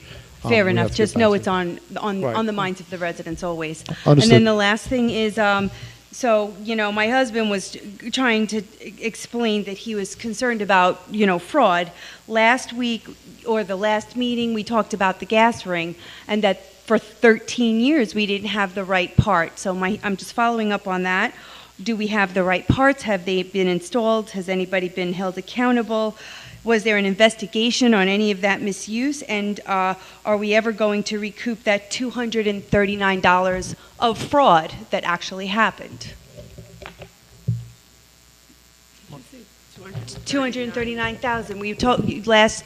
It was the last meeting where there was a gas ring. We didn't have the part for 13 years, and there was $239. $239,000 of misuse over the course of 13 years. No, Did I that's- misunderstand that? Yes, you did. There wasn't $239,000 misuse. Last meeting, we talked about an overage in the city garage, and one of the overages was the 150. What? She's referring to the overspend at the garage. Yeah, that's what I'm saying. On the main. Yeah. That was different. So there was an overspending at the garage. One was they needed more money because they didn't have enough money in the vehicle repair line to. No, we were talking repair that. specifically about a gas ring And that nobody was part of that maintaining. was How much- $150,000 of fuel costs that exceeded the budget. We under budgeted by $150,000 in that area for fuel costs. So what the fuel ring is going to do is going to be able to put tighter controls on the fuel system The money in this budget now is what we anticipate to need to do the entirety of the gas boy system, including the new pumps, the rings. We already have the rings from the last time they attempted to do this project that go on the vehicles, so they're going to start installing those now, and we anticipate anywhere between 4 to 6 months, the entire system will be complete and up and running. Right, that's my question. So it's been 2 weeks. When are they going to be installed? Well, And we who's don't going even to have approval for, oversight? we don't even have the money yet, right? So that's what. Well, you said you there's bought an- a part, but you didn't have the other part. That's right, and on the agenda tonight is an approval for the money necessary to purchase the rest of the equipment for the gas boy system. When that gets approved, then we go out and we issue a purchase order that authorizes us for them to go buy the equipment, and then they start the installation Okay, so that's going to process. take some weeks or months, maybe I just said years? 4 to 6 months, yeah. Okay, so who's going to have oversight over who uses the gas on that pump, Yeah. which the taxpayers do Right, pay for? we have that oversight now. There's a 20. Who's overseeing that? There's a 24-hour camera that's there, and we also have a log-in and log-out sheet for everybody who comes in and takes fuel, so that we can know how the fuel is being used. All right, thank you. Have a good night. All right, thank you. So let's say hands on this side. Is that Ms. Banks? And then I'll get you next, James.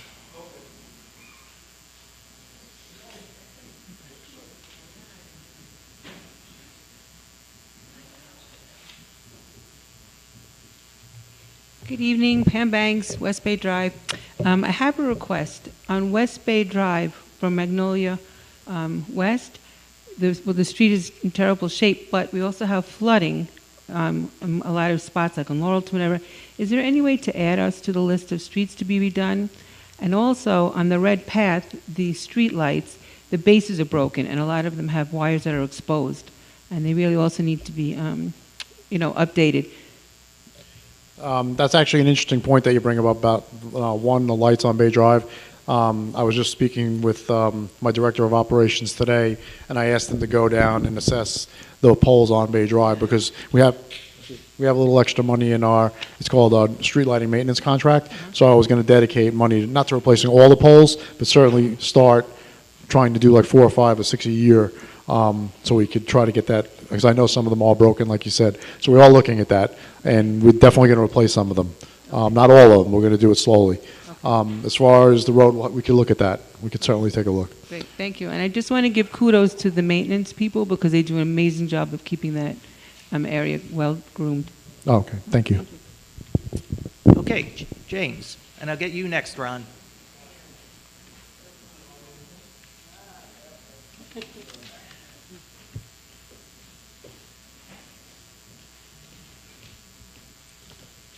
James Hodge, 95 East Fulton Street, from the Bay, from Maple to Nevada, from the Bay to the ocean.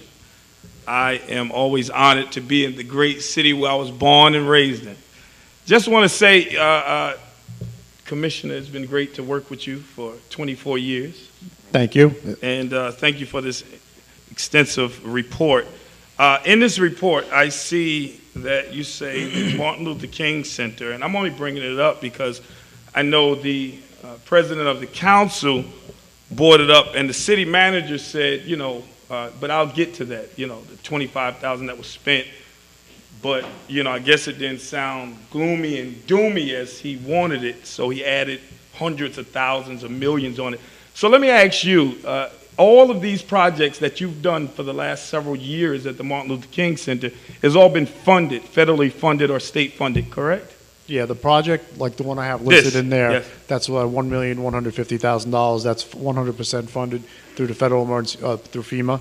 Okay. And then we've done like $1.5 million worth of other improvement projects through the FEMA program as well. Okay, how much? So that's fair, yeah. We've Okay, done quite a bit. how much did the city get after Sandy for the building and all of the contents and stuff that was in the MLK? Over $1 million. Over $1 million, okay. But how much did the city taxpayers go on that? Well, I'm not sure I follow your question. Everything was What happened is funded. we did a lot of the work in-house, our beach maintenance staff, we rehabilitated the kitchen, the toddler areas, and the whole facility, and we got reimbursed for all that. Okay, I got you. I follow you because I was part of some of those Right, right. projects with Yes, we Global got- Green and National Grid. We got solar panels and all of that stuff. Correct. So I just want, because a lot of times the residents and constituents of the city of Long Beach, they're kind of misinformed and misguided how it's presented.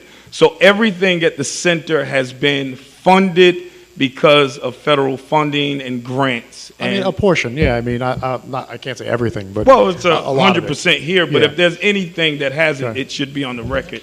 So that's just one question I had because it was presented like, because I'm the past chair and I don't speak for the center because I'm not on the board presently, but I'm not going to sit in the meeting during the time period that I was, and I know more about that information, and it says that we spend hundreds of thousands of dollars for maintenance on that building.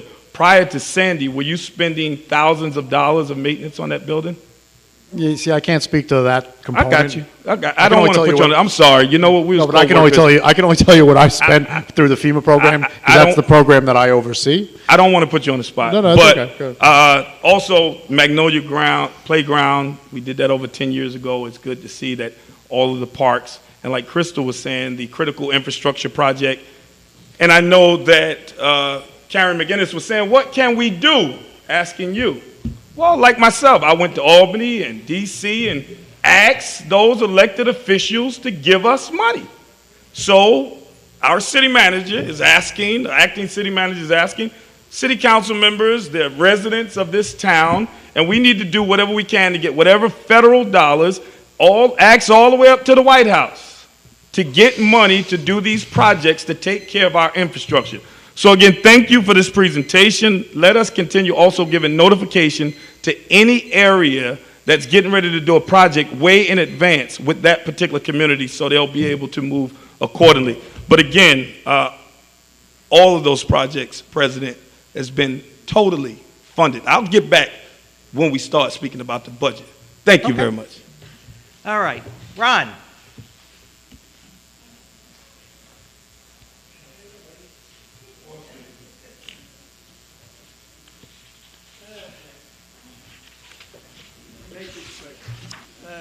Ron Paganini, 62 Harmon Street, Long Beach. I have a question on the water meters. In the bidding process of who's doing this job, who's going to get these meters? Are we going to take these meters and use them for brass? Basically, brass is up, you know that. Copper is up and brass is not cheap. You mean the old replacement, the ones that are coming off? Yeah, in The other scrap words, metal. you're talking a lot of money here.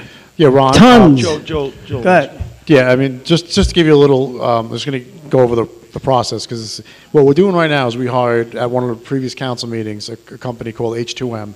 They're going to be actually doing what's called an alternate analysis to select the proposed residential meter. And then there's going to be a presentation at a council meeting to go through the different meters that are out there. So once we agree on the meter, then we're going to actually go out to bid. They're going to prepare a bid document to basically remove existing and furnish and install a new meter. So a plumber would bid on something like that. So they're going to take that meter, and they'll probably give us a lesser cost to install the meter because they're going to be scrapping the old one. But we're not going to be taking You're the old talking meter. tons of brass now. Tons. Right, but we'll of get a brass. better But I just wanted price to on know the meter that we're itself. not giving this away. No. We're talking thousands of dollars. I understand, yeah. You know what I mean? That's all I have to say. That's all. We're not going to just give it away. No, what'll happen is there'll be a bid. First of all, for 8,700 meters, let's take a meter, okay? You take out the clock. You got solid brass here, but the pipes come out. You're talking, I don't know, 5 pounds, 6 pounds. 6 pounds times 8,700 is tons. Find out what's going in the junkyard for scrap. That's how you do it. Oh, it could be $25,000. Could be $30,000. And I want to hear this, and when it happens, who's going to get those $25,000 or take it off the top? That's it. I'm done. Just to clarify, though, what'll happen is when we bid the project out, whoever bids it is going to bid to remove existing and furnish and install a new meter. So they'll be responsible for salvaging that scrap, and we will hopefully get a better price on installation of the meter because they're going to be scrapping the old meter. We won't be touching that meter that's removed. It's going to be their responsibility. Whoever the contractor is, they'll be responsible for scrapping it and so forth. Okay, Ms. Hessian.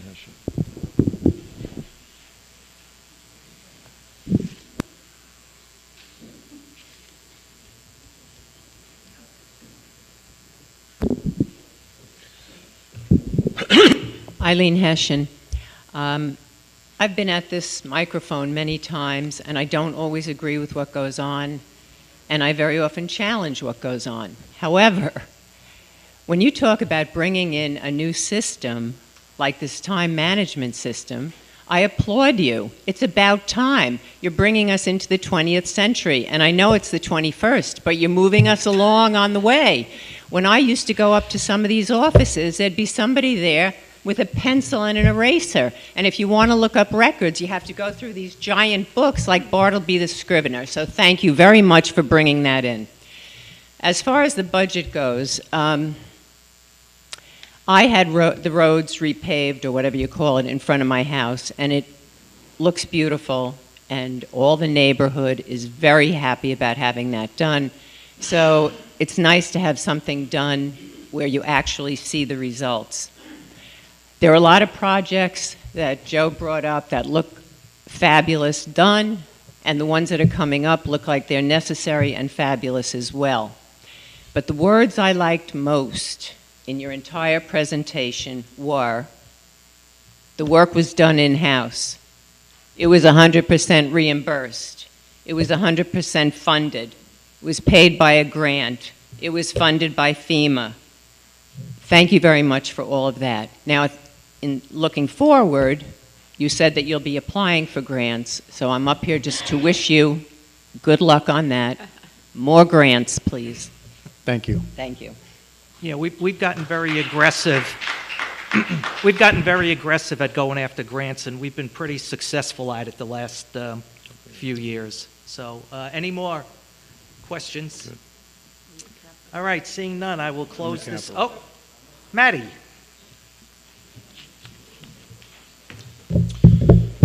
Good evening. My name is Matthew Arasich. I am the president of the Building and Construction Trades Council for Nassau and Suffolk County. My office is actually in 390 Rabrow Drive in Hauppauge. I rise to go ahead and speak about a few things, and I commend you all for doing the things you're supposed to do, which is trying to tackle all the subjects at the same time. It's very difficult. You have my respect. And for those that speak and come to the microphone, they earn my respect as well.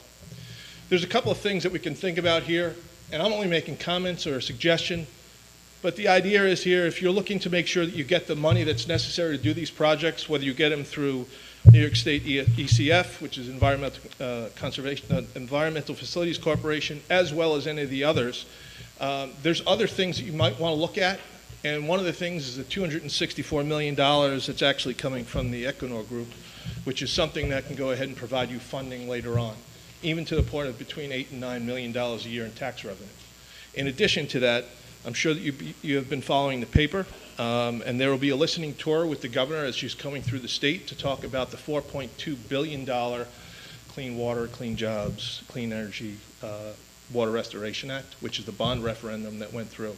Those are the things that can go ahead and help you achieve the things that everybody here wants. So just suggestion, I hope that you look into those. And thanks for the time. Thank you. All right, any more questions? All right, seeing none, we'll close the public hearing.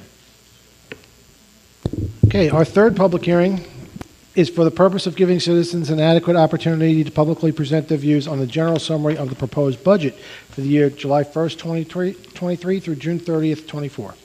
All right, this is a continuation of the hearing from last meeting. We always do 2 public hearings for the city's budget. So I will open it up to questions from the public or comments. Gentleman in the back.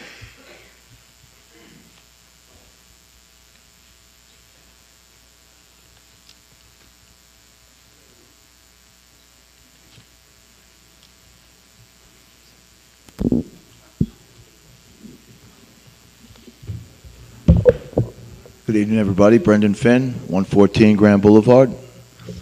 That was a great presentation we just saw. Thank you. I guess this is the time that we have to talk about all of this, and I'd like to revisit what we spoke about last week, because the budget that you call an austerity budget doesn't look like an austerity budget to me. And when we look at the increase of 12.73 in taxes, and then you add it to the 3 previous years, we're looking at close to 32% increase in taxes over that time, maybe a little bit more than that. And as someone has already said tonight and previously, it looks like you're trying, not you, but we're going to be driven out of this town. The regular people who have lived here for years and years won't be able to afford it, and it's because of the taxes. So when you call it an austerity budget, but then upper level management gets raises and salaries get increased, and I know we talked about, and I don't mean to single you out, Mr. Corporation Counsel, because you just happen to be sitting in a seat, but as Roy said, we have to hire people and we have to spend the money. But the problem is we don't have the money, all right? And so what do? What is the answer? I think you need to go back, I don't mean to the drawing board completely, but 12.73 is untenable. It's just not, it's untenable for the people who live here. And then we don't want to put the kibosh on any of the projects that they talked about, so how do we do it? What do we do? How do we make this budget more palatable to the people who have to pay the taxes and fund it? And I know that it hurts you too, but you have to do it. So do you have any suggestions? Brendan, go ahead. Okay. We're not done. We're not voting on the budget tonight. Okay, good. We're not done. We hear Glad to hear that. Yeah, we hear you. Okay. Listen, I've been a resident a long time. Everyone here is a resident, and everyone here gets tax bills. And you know what? I think the city manager has done a great job, but we're not done yet. Okay. And if you think we don't hear you, you're wrong. I guess we're going to find out. Thank you, Roy. We're not done. I'm glad to hear that, because we got to do something about it. Thank you. Okay. And if you have suggestions, please email them to us. Okay, I will. Yeah, You're please. going to pay me too? Include me in the payroll? Not yet.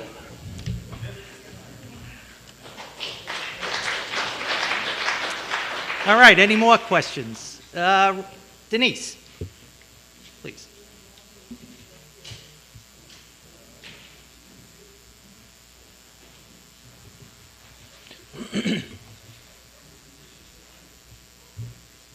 Denise Wood, 36 Ohio Avenue. Thank you very much for answering a lot of my questions from the previous meeting. I just want to go over, you had indicated that when I asked about the outside counsel and in regard to going after the overpayments that were done by the previous administration, you had indicated that we paid that law firm $957,000. No, he misspoke. He was talking about other cases.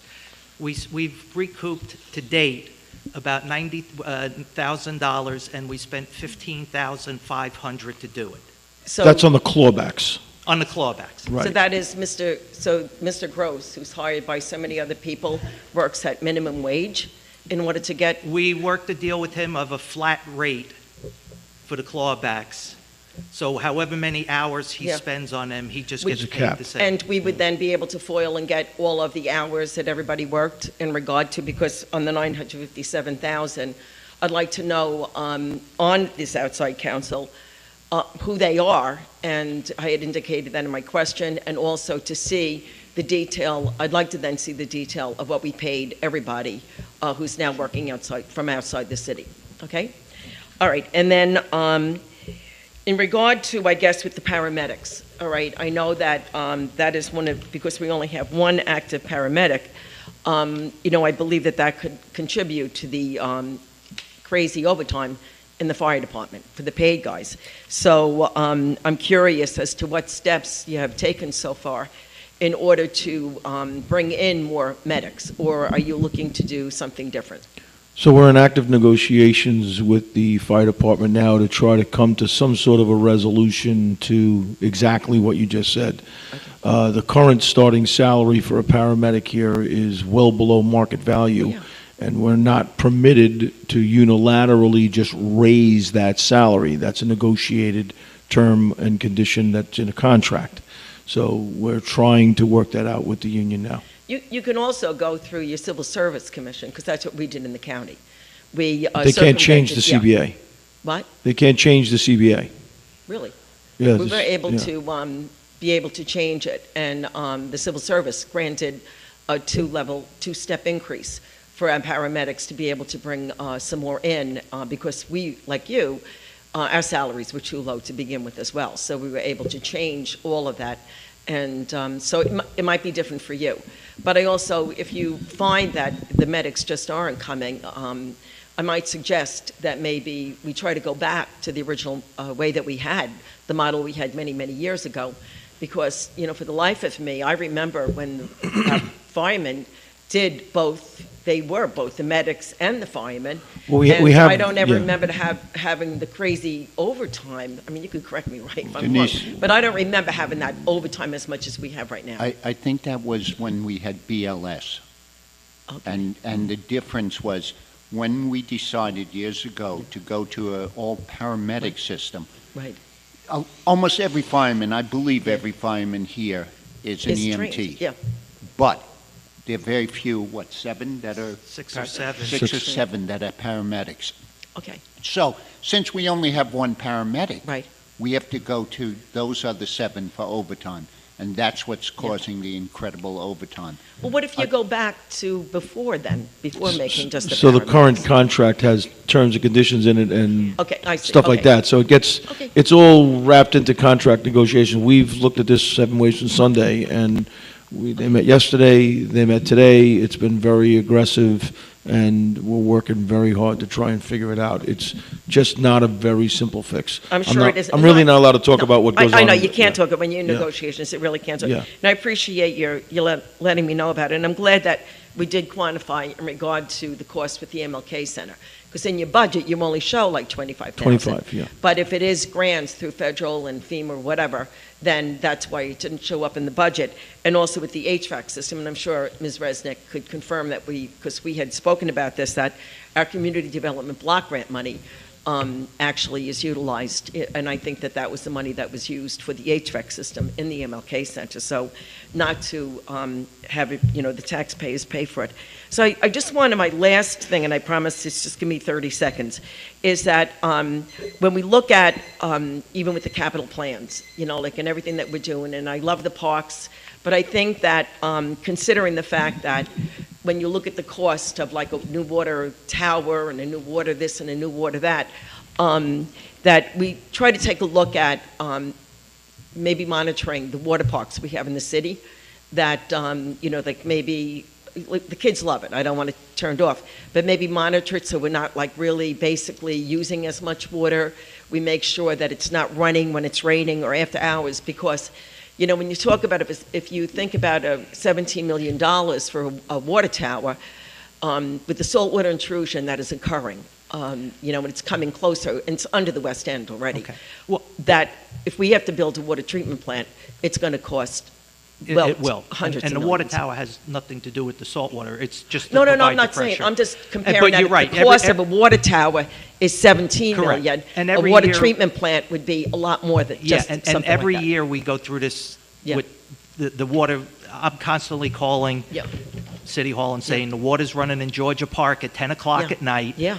And because the valve's stuck open, and so yes, we know it's an issue. So it's balancing, making sure the kids have that Right, yeah, it's that fun, you know, but you know part, what it is. that Let- fun thing for them to do, but not wasting resources. Let's look to see, you know, Yes. and Joe, I do want to That's why thank we you have a very much for timer. the excellent We have a presentation. timer on there, so when they push the button, is water's supposed to run for a few minutes, and then you have to hit it again to get it But to. maybe we could look at something, an enhanced version. Maybe, But I sure. really, water is very important, and it can be very expensive. Denise, just out of curiosity, Joe, is there any way to recycle that water like they do in ponds and swimming pools you and don't stuff wanna like do that? that. You what? that support, you get, right, it would be the Board of Health. They have parks that Yeah. they do recycle the water, but it's complex. It's not as simple. It is very look at expensive. like It's little very expensive, yes. fish ponds and even swimming pools. They don't pump new water in. It is really a totally different project when you start talking about recycling the water. And it's possible, it's just, it's very costly. and- It would be very, very expensive, yeah. And that's, it might be something that down the road you may want to look at, but in the meantime, maybe if we can take extra steps to sort of conserve the water, that Yeah, well, probably. the timer is a good thing. Yeah, very important. Thank you very Okay, much. thank you. Ron, for an on-call performance, Mr. Paganini.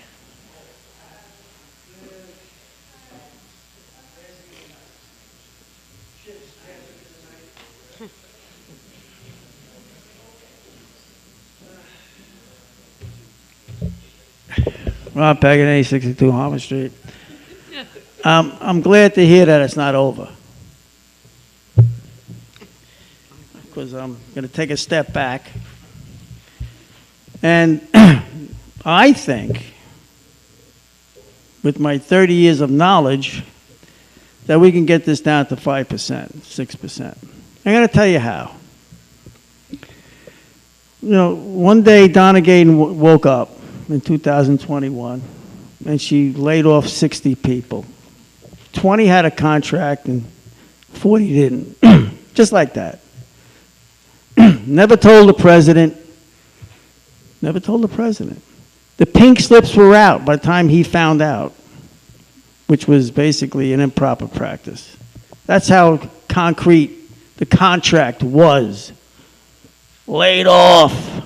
You're out. No negotiations. I mean, think about what I said. I'm going to leave it up to you. Wait. We have 2 pots of gold here. There are 2 giant pots of gold that we have to put one hand in one, take a little out, and a little out of this pot of gold, and I think we can get, I don't know, $3 million. Easy. The first pot of gold is the $5 million spent in overtime, which is probably going to continue until you fix it. That's a pot of gold. Any administration would come in here and see that pot of gold and just say, hey, it's over. But the other pot of gold is our rainy day fund, which is our money. Think about it. We got $7 million in there. Correct me if I'm wrong. Say $7 million. How about taking 2 out, squeeze a little from the other pot, maybe you get $3 million. That's what we need, because the atmosphere in the country and in this town, with the gasoline and all your, utilities, food, we can't do a 13. We cannot do a 13 this year. If you can fix this, the gold is there. You don't have to tell me how you get it, just get it. So, the bottom line is, you do it, maybe in the next 6 months or a few months, you come up and you can replace some of this gold back into it.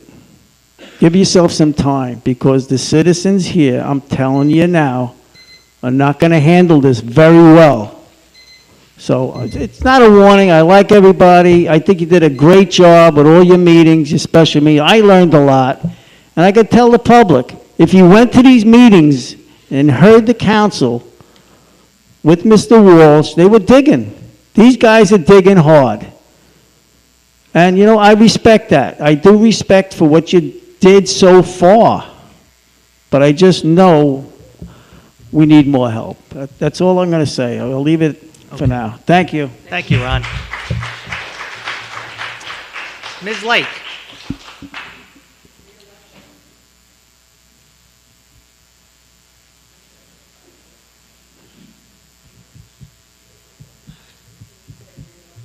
Good evening, Crystal Lake. You're keeping me up past my bedtime. I want you to know that. Regarding the budget,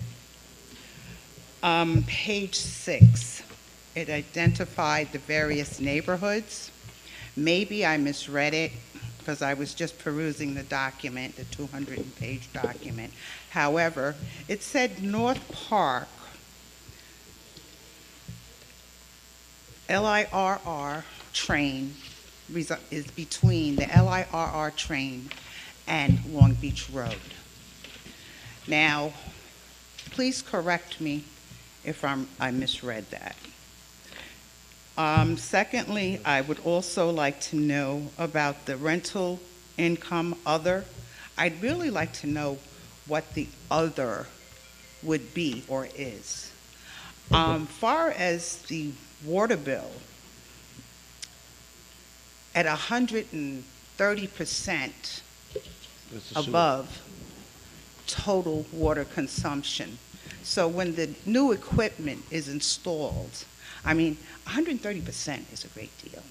If your bill is $100 and you're tacking on $130. So that's the sewer. So Sewer, what they water. do is, whatever you use in water, there's basically a 30% above that to treat that No, as it's it leaves. 130%. It's 130%, that's right. 130%. So they take 30% above that, so 130%, because it goes to the water treatment plant. Okay, well, the other questions I That's would how like they pay, that's how they answers pay to for the those. sewer treatment. No, Yeah. but, thank you for that. But I could have misunderstood when Ina said the base bill would be $100, and then the total would be $130. So that would be an increase of 130% of the total water. That's not for water, that's for sewer. That's So for that you get billed on your water bill. Whatever that is, your sewer charge is 130% of your water bill. That's Okay, how it's the you are total- charged for sewer. Total water consumption. Correct. That's how it's working. Right, and a online. new water meter Okay. will reduce your water consumption, and therefore both charges will eventually go down. So the new equipment will The do new that. equipment. Okay. Right. Thank you. Okay, regarding the boundaries for North Park, if I misread that. You did not. You didn't misread it, and actually, I sent that in as a correction, and I didn't make it in here for some reason, because it should be Magnolia. Okay. Over the decades, I've read so many different boundaries. At one point in time, it was Laurelton to Monroe, so it does change over the decades. It spreads, it decreases. Thank you for that clarification. Where it says rental income other, I think it would be fair to say what the other is. It's 100 and some thousand, That's 200 a and some question for our thousand. comptroller. I think it would be nice.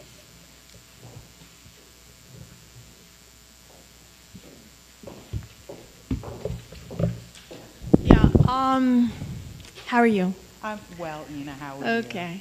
So it's a rental, kind of a rental income.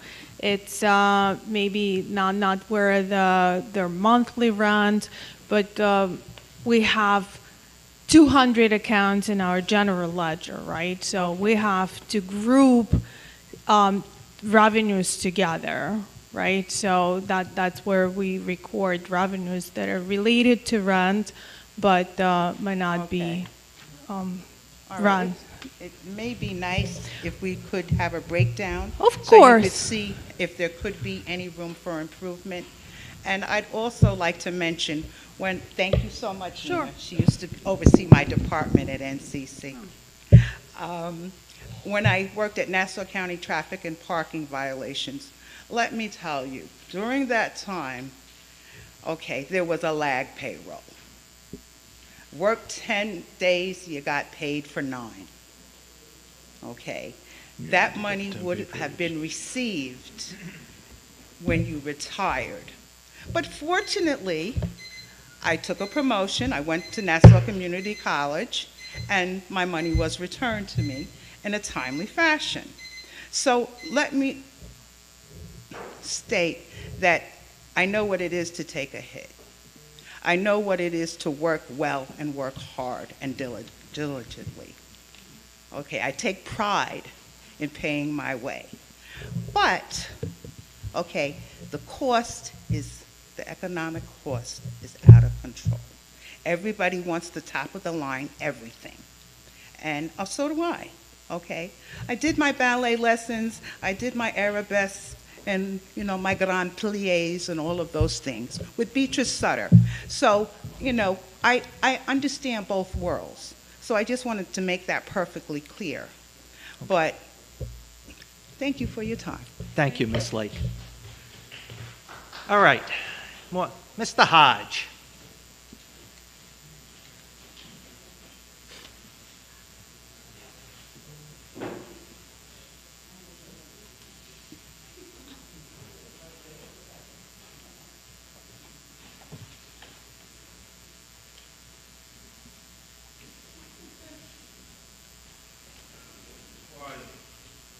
James Hodge, 95 East Fulton Street, here in our great city of Long Beach, from Maple to Nevada, from the bay to the ocean. I want you to get it in your hearts, because Long Beach is Long Beach. And when we talk about things that would hurt our city, we have to look at what we're doing. And so we know that the Haberman would bring the taxes to a certain percentage. But when we look at the highest in the city that are paid, we have to look at it. It's nothing about the individuals, the top 4 individuals that run different areas, our acting city manager, corporation counsel, Ina, and our deputy city manager. They're all from Long Beach, and there's no discredit to their qualities, right? They may be the best in the country. But when we're looking at trying to save people that live here, I've been here my whole life. I don't know how many people that's on the council can say that, but I've been here my whole life. And I still live here, but I believe that so many people keep crying out saying that they may get put out. When you look at the city manager's salary, the city manager's salary that we're looking at adopting, that salary is higher than any governor in America. Look at it, Google. That's all you got to Google. It works good. So it doesn't discredit anything that our acting city manager is doing, because there's no city manager currently right now, but we're talking about the city manager's position. Google it. When we look at our corporation counsel, the salary that we were going to give them, I think it's more than the U.S. attorney of the country, or more than Letitia James, the attorney general. When you say we want good quality people, they're good. But you guys have to, these residents, they vote for you. And the people will speak out. That's what we do here. Republican, Democrat, Independent, not registered as a party. When you don't hear their concerns and they're speaking out loud, they vote you in and they vote you out. And I think that if you're not hearing the concerns of the people, then they will do what they need to do come in this election season. Also, I want to say that when you, again, city manager, you said we spend about $25,000 for the center. And I'll say this very quick. I don't speak for them because I'm not on the board. But you got it right. You got it right. And the president looked over here, and then he looked at you, and it's like he got a little mad, saying, no, no, no, no. We want to gloom and doom. We spend hundreds of thousands and millions of dollars. I've been at that center. It was built on my yard, 1980, 1981. I'll finish up by saying this, that you're talking about maintenance. Maintenance money came out of our board members' pockets when I was on that board. Okay, $25,000, the money you get from the urban development funds. Where does that $103,000 go from the urban development of Stop and Shop? Where you don't spend taxpayers' money on that building. You spend HUD or community development or urban development money. So please don't try to lie to the taxpayers to make it seem like what you're doing to them is good. So again, thank you, city manager, acting city manager, for clarifying that, because I looked at those budgets for decades now, because I've been here. So don't say hundreds of thousands of dollars, because look at your records. Okay. It's not correct what you're saying. Please wrap. So again, just remember that the Bible talks about what you have done to the least of them, you have done unto me. So what you look at doing at the low income. James, Think would you about please it. So again, as I wrap up? say, I love all of you, and I'll continue praying. But trust me, please look at the salaries that you are increasing when you have so many that are struggling to stay here. Please. And thank you, Roy, for saying that you're not done, because we need to look at that. We need to look at that and renegotiate. Mr. Cohen, I love you, brother, but that's a hefty bill we paying, Doc. City manager, please. Y'all look at these salaries. President, please. Okay. Thank you. Thank you, James. Praying for you. I love all of you. And I'll just add that you're right, James. We have been aggressively going after grants to improve that building, and we will continue to aggressively go after grants to improve that building, because we want to keep it the best we can, and we'll do it for other buildings here in the city too. So that's what we do. So, any more questions? This gentleman right here.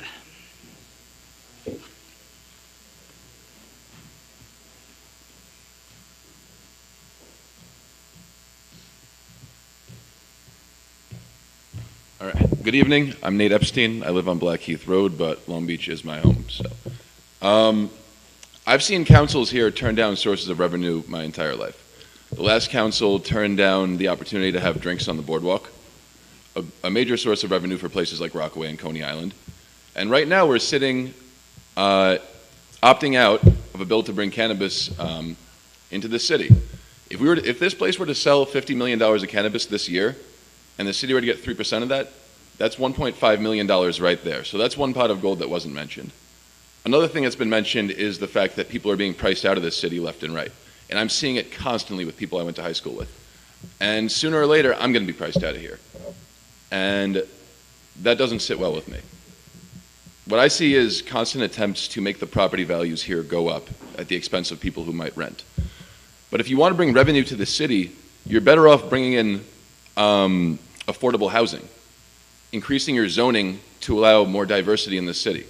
People who are being priced out of the city coming here to open businesses, thereby bringing in more people and more revenue. That's a long-term solution, or at least a medium-term solution, and I don't see anything like that. What I see is taxes going up to justify a $3 million increase in the police budget, and the police chief acting as the city manager overseeing all this. That doesn't sit well with me. Now, I know people hate to hear the words defund the police, but this is exactly what we're talking about. That money could be better spent on schools, it could be better spent on housing, it could be better spent at the recreation center. Instead, we're evicting the MLK Center. That's crazy. What does it cost the city? $100,000 a year? It makes no sense. So it seems like a lot of the things this council are doing are just back-ass words, and that's my time. Okay. Thank you.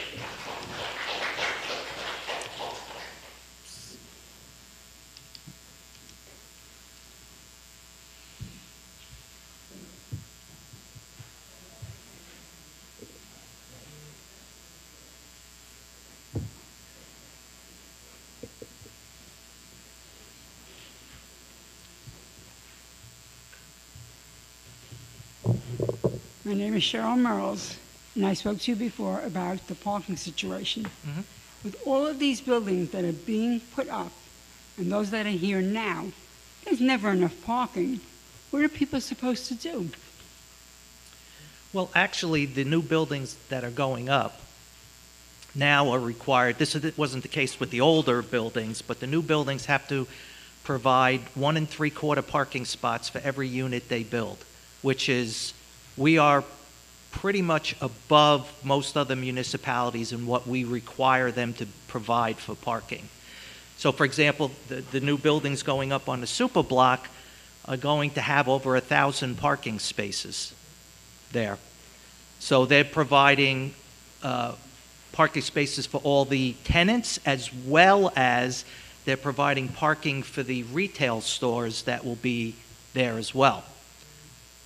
So we can't do anything about the buildings that are already built, but the new buildings, we do require them to have more parking than most places require. Thank you. Okay, thank you. All right, any other questions? All right, seeing none, we will close the hearing. Do you want, table? Do you want to make the motion? Okay. Okay, to go along with this goes along with item number 3. I believe we have a motion on item number 3. It's the table. Yes, to table the item to the special meeting on the 23rd? Yes. Do I have a second to motion to table the item? Yes. Voting, Councilmember Postoli. Yes. Councilmember Lester. Yes. Councilmember McGinnis. Yes. Vice President Treston. Yes. President Bendo. Yes. Okay, so item 3 has been tabled, and it'll come back up at a special meeting next Tuesday, the 23rd. On to the regular calendar. Item 1 is a local law amending some Part C of related acts related to the Charter of the City of Long Beach regarding a local law to override the tax levy limit established in General Municipal Law, Section 3C. A hearing has been held on this item already. Item 2 is a resolution authorizing the adoption of a capital improvement program for 5 years from July 1st, 2023 to June 30th, 2028 inclusive. A hearing has been held on this item already. Item 3 has been tabled. Item 4 is a resolution authorizing transfer of funds for the 22-23 fiscal year. I believe we want to call this. Let's do item 5 and 4 We're going to together call items since 4 they're and the same 5 thing. since they are the same topic. Item 5 is a resolution authorizing the acting city manager to furnish and install a gas boy system, gas diesel fuel pumps, and an automatic tank gauge under Nassau County contract. I think I explained this quite a bit. I'll entertain the council if they have any questions specifically on the gas boy system. Just the sooner the better, Ron. I couldn't agree more. What is the useful life of the system? They're software dependent, so the software doesn't change dramatically in this particular system. We'll buy. We even have components from when the original system was put in that are still compatible. The rings haven't changed much over the years, so the system is as functional as it serves the needs of the city. 10 years, I would say, probably at a minimum, but there's going to be components that wear out. The rings tend to, after a couple of years, they start having problems. You have to replace the rings on the car. Another piece of functionality that tends to break is the ring actually on the pump nozzle. That is, after the first few years, you wind up replacing and fixing that. So it's just a matter of being on top of it and not letting it fall behind. Thank you. Okay. Any questions from the public on this? I think we kind of beat it to death during the capital plan. All right, seeing none. Item 6 is a resolution authorizing the acting city manager to purchase various chemicals on an as-needed basis for the water purification plant from the lowest responsible bidders. Joe, did you want to talk about the pricing change in this? And that went out to bid. It actually saved us quite a bit of money.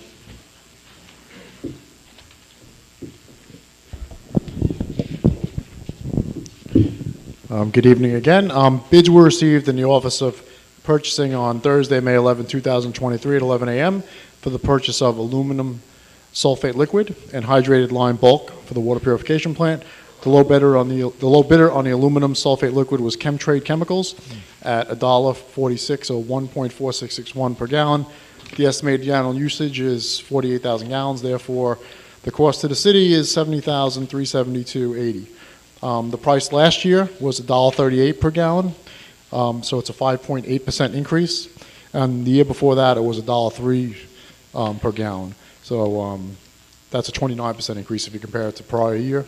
As far as aluminum sulfate, aluminum sulfate is utilized in the treatment process in the open air basins at the water treatment plant to settle out iron from the well water, so it makes the iron fall out. The low bidder on the hydrated lime bulk was Graymont at $251.33 per ton. The estimated annual usage is 100 tons, therefore the cost to the city is $25,133.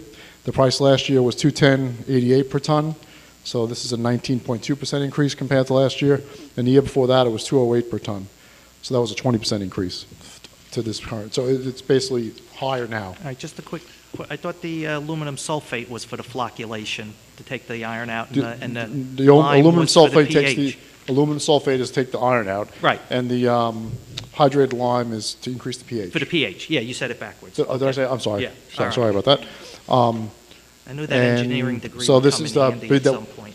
I'm sorry, this is a bid we put out annually, and there's money in the operating budget for this. The prices have increased on both chemicals. Do you have any Okay. questions? Any questions from the council? Seeing none, any questions from the public? All right, on to item 7. Item 7 is a resolution authorizing the acting city manager to purchase a dry prime dewatering pump from the sole responsible bidder. Joe? Yeah, I'll take this. On Thursday, May 11, 2023, one bid was received in the Office of Purchasing to purchase a 6-inch dry prime dewatering pump in the amount of $74,660. The city, we currently have one 6-inch pump that's over 20 years old. This unit will replace the old unit. The old unit will be used as a backup. The 6-inch pump has the ability to bypass the wastewater treatment plant if necessary should the pumps go down. It was also recently used on Roosevelt Boulevard when we had our sewer collapse. It was set up there for about a 2-week period, but again, we had chronic problems with it during that exercise, and it was at that point when we decided that we really should have a new one, and that's why we actually put this bid out. So funding's available in the capital budget for this purchase, and the warranty on it is 12 months and 2,000 hours, Roy. Councilman Lester. Not a lot. That's what it All is. right. That was, I looked that up for you. All right, any questions from the council? Seeing none, any questions from the public? All right, on to item 8. Item 8 is a resolution authorizing the acting city manager to purchase a vehicle for the city's building department on the Monroe County contract. So this is a vehicle that's being purchased for our building department commissioner. The city was able to save quite a bit of money actually over many years. Scott Kemmons was actually utilizing his fire department vehicle at the time because he was serving in dual role. He no longer has that vehicle, so this is to keep him functional as our building commissioner. Okay, any questions from the council? Seeing none, any from the public? All right, on to item 9. Item 9 is a resolution authorizing publication of notice of public hearing of an application to waive off-street parking requirements for premise 880 West Beach Street, street floor.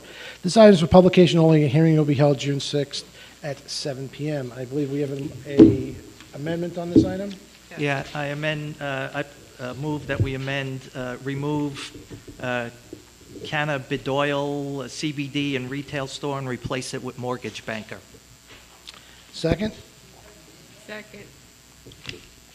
Voting, Councilmember Postoli. Mortgage banker. I thought it was a Yeah, mortgage banker. There's a typo in the item. He is a banker? Yeah. That's what he said. Not a broker? That's what the paperwork says, yeah. But there's a big difference. You need 250, some ridiculous amount to be a banker. You said mortgage. It's what this paperwork says. Okay. That's what the paperwork says. I'm going to pass on that. Okay. Councilmember Postoli. Well, I'm sorry, is the person here this evening? No, this is just a publication. Hearing. Okay. He'll be at the next meeting. Okay, Well, but it is- presumably will be at the All next right, meeting. so it is banker. We're just announcing the public hearing for it. Okay, but it is banker. That's what his paperwork says. It's not His or CBD, it's her. banker.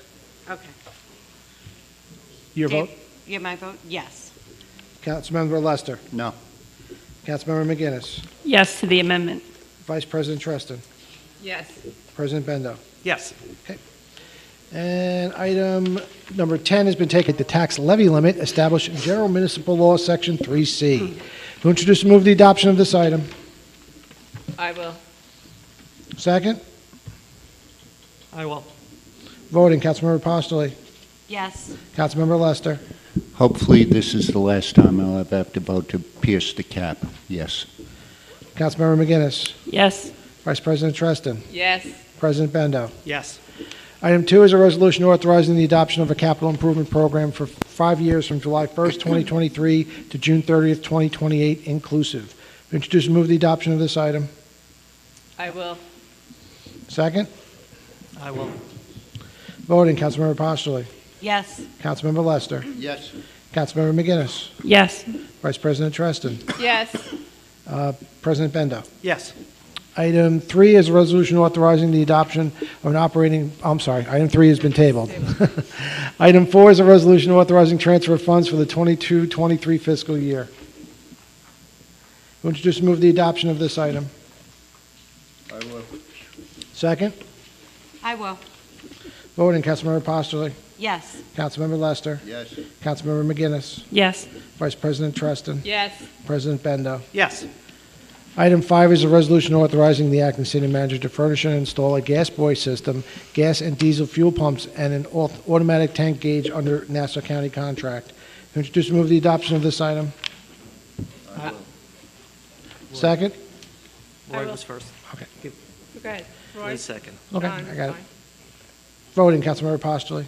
Yes. Councilmember Lester. Yes. Councilmember McGinnis. Yes. Vice President Treston. Yes. President Bendo. Yes.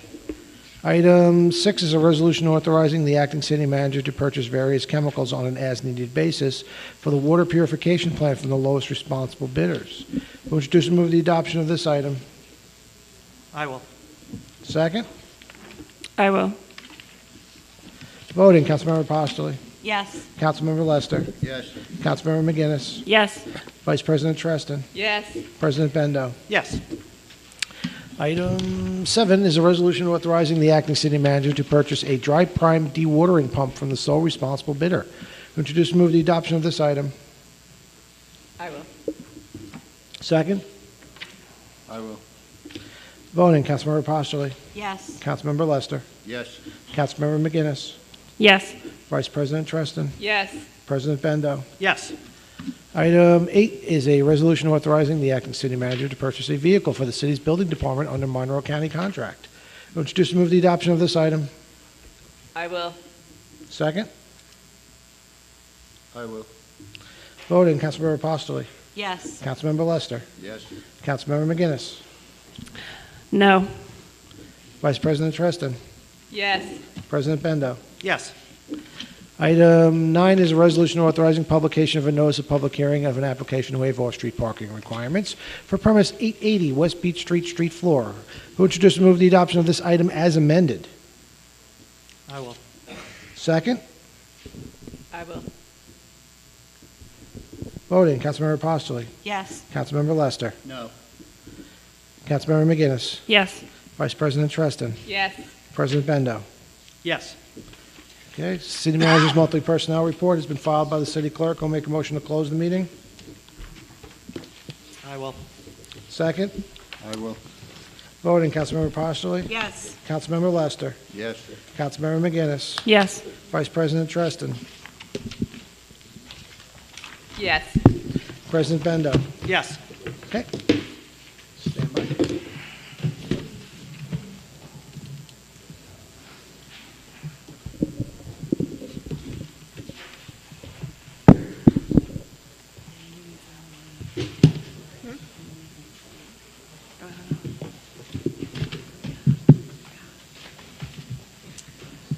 Okay. All right, so just in case it's your first time here, you get 3 minutes. And we will start with Mr. Finn again. Okay, pass. Crystal Lake.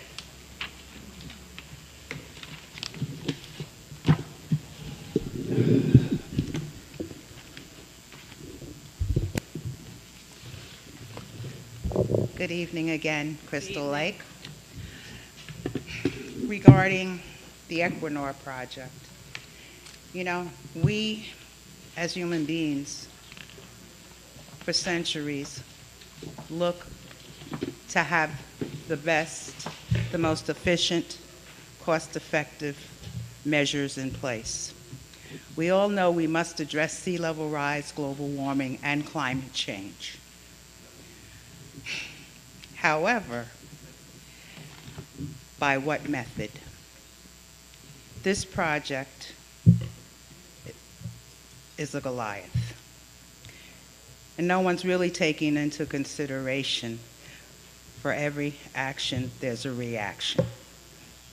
Until 10 years, 15 years later, we realize maybe we should have done something a bit differently. Okay, that's usually what happens. And unfortunately, in my opinion, it appears that this project will move forward. Now, the pros and the cons. What are the benefits going to be immediately? I sent out an email stating from CBS Morning News, May 4th, wind blades and solar panels end up in landfills. You know, so what are we going to do? You know, how are we going to make this transition? Is it really going to work? We don't know. We don't know. We are actually tampering with God's green earth. Major, major.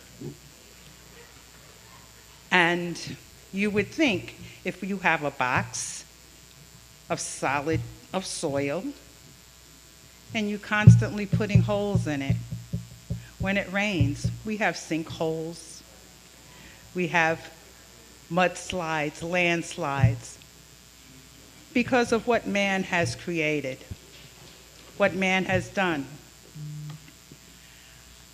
This is going to be huge, a huge, probably a problematic issue over time.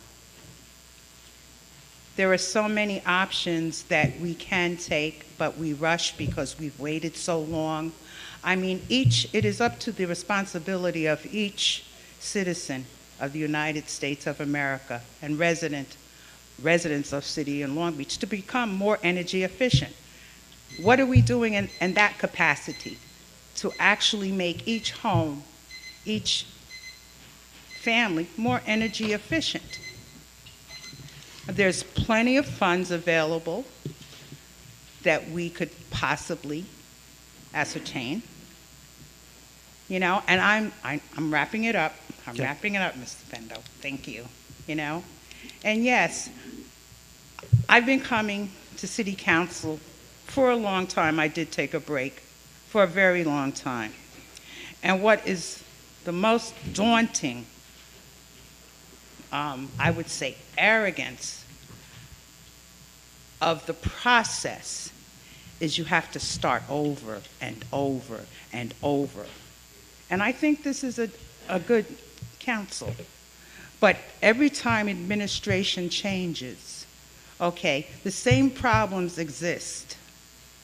And then we have to start over and over and over again, which I think I'm entitled that I shouldn't have to do that. Because some of my same concerns have been ongoing. And thank you, ladies and gentlemen, for your time. Please take everything I said into consideration. Thank you. Thank you. And for the third time tonight, Mr. Paganini.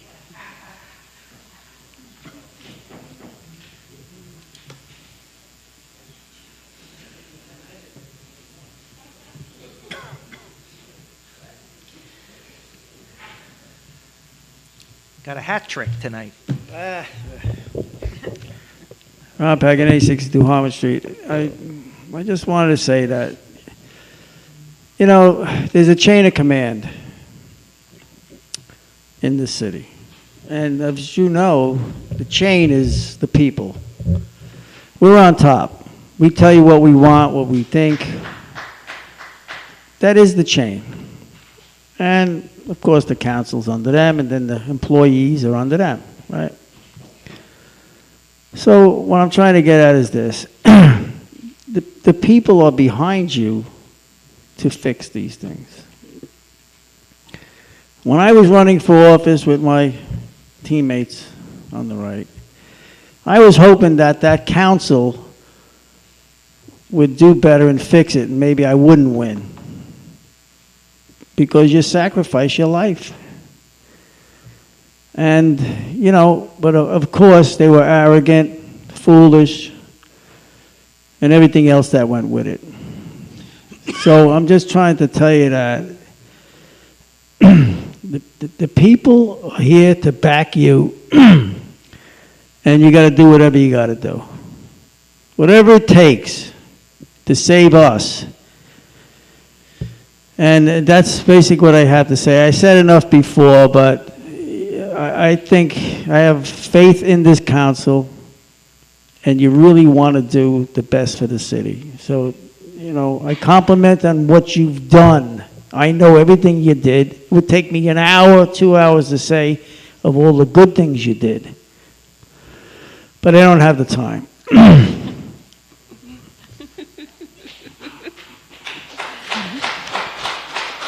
But I thank you for your concerns, and I hope, you know, you'll help us out, and I know you will. And Mr. Walsh, you're good for this city. I think you've done a lot. And I want to give you the benefit of the doubt that you've made major changes that, again, I don't have the time to say all the changes you did, but the lifeguard itself, the change in the lifeguards, the whole system. And if people were here in the audience, were at the meeting, the special meeting, you would see a whole new breed of thinking in that system. So I thank you for that, especially. And that's never been done. It's never been broken in 50 years. So thank you, and have a good night. Thank you, Ron. Judy Vining. Judy, did you sneak out on us? I think she left. Okay. Tyrone Rawls.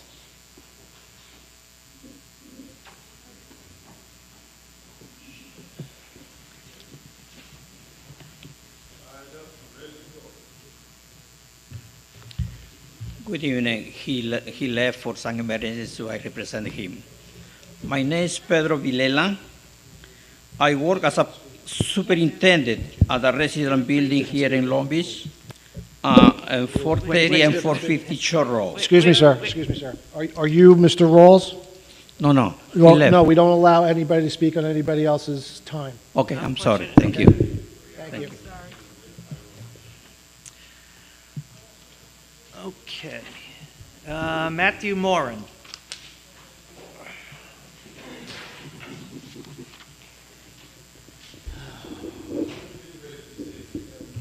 How's it going, guys? Matt Moran, resident of 25 Franklin Boulevard. I'm just here to talk real quick about the Equinor Empire Wind Project. Real quick, just basically some of the pros as far as numbers go. But basically, the offshore wind industry will bring innovation across Long Island, tapping the existing manufacturing supply chain and the existing research and development capacity. As far as jobs, it will create thousands of jobs, and it will result in approximately $2.5 billion in economic development and commitments to New York State. This means jobs, people, and this means money and revenue. Empire Wind will use the South Brooklyn Marine Terminal as the staging and assembly site for turbines before they are shipped offshore for installation. The revitalization of the port and the offshore wind activities will create thousands of short-term jobs by 2028. Thank you for your time, guys. Appreciate it. Thank you.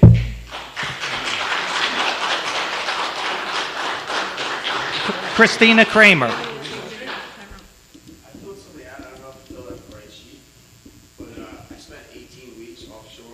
Wait. Well, Wait. yeah, did you sign up to speak? Yeah, but I don't have a sheet or anything. I've never been here before. I don't know if you got my paper. What's your name? If you put it in the box, it's here, so we'll call you. Yeah. Okay, Ms. Kramer.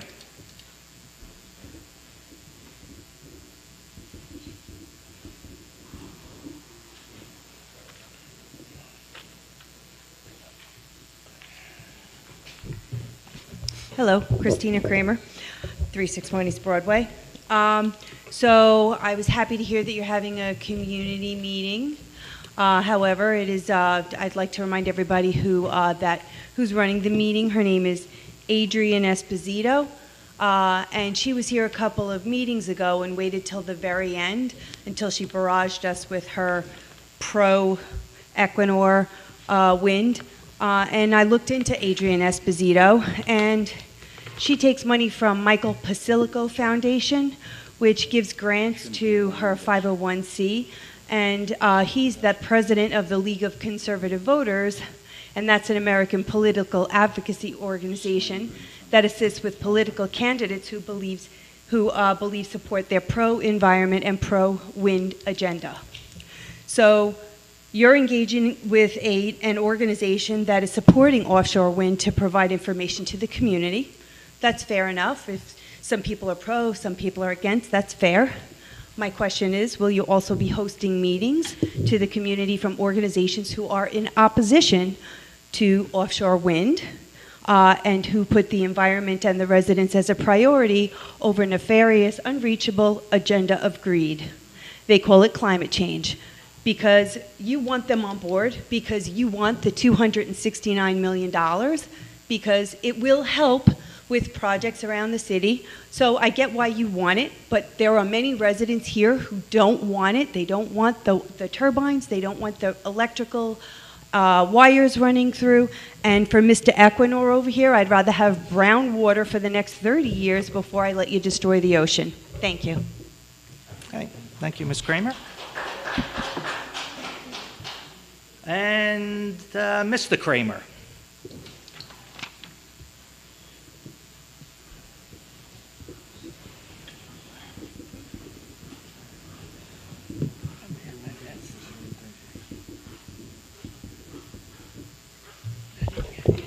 Hi, Tim Kramer, 361 East Broadway.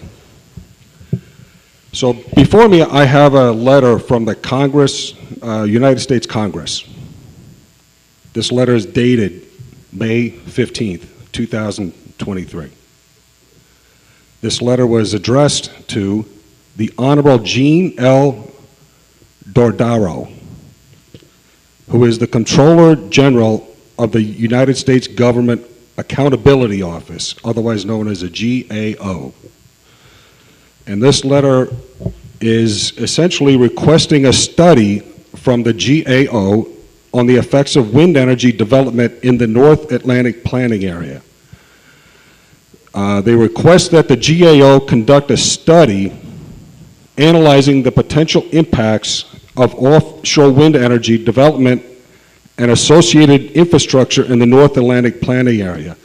And some of the things Congress is requesting that the GAO investigate are air and maritime safety, impacts to air traffic including military training, commercial fishing activities, marine environment including species listed as endangered or threatened, resiliency of offshore wind infrastructure to hurricanes and other extreme weather events off the Atlantic coast.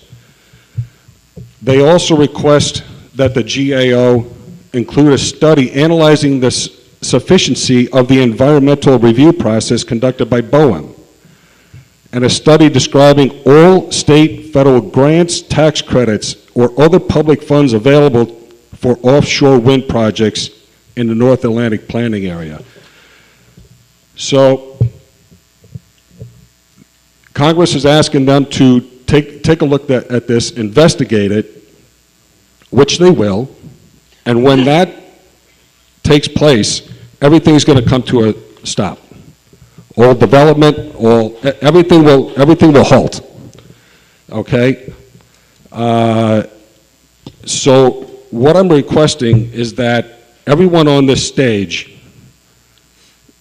cease and exist telling people that this is a done deal, okay? If you continue to do that, knowing what I just, and I have copies, I'll give you copies of this, knowing what I just told you, if you continue to tell people in this community that this is a done deal, it's reckless and irresponsible. So I would request that you stop doing that. So here's my copies. I got 5, so I'm sorry I didn't make one for you. But this is far from a done deal. I can promise you that. Okay, thank you.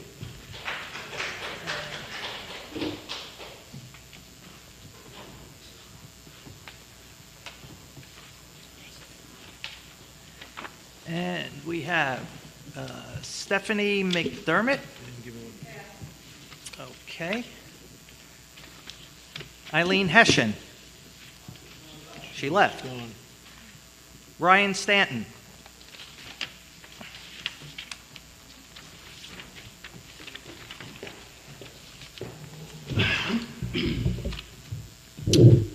there a clock? 3 minutes. 3 minutes. All right. Good evening, everybody. My name is Ryan Stanton, Long Island Federation of Labor, 390 Railroad Drive, Hop, New York.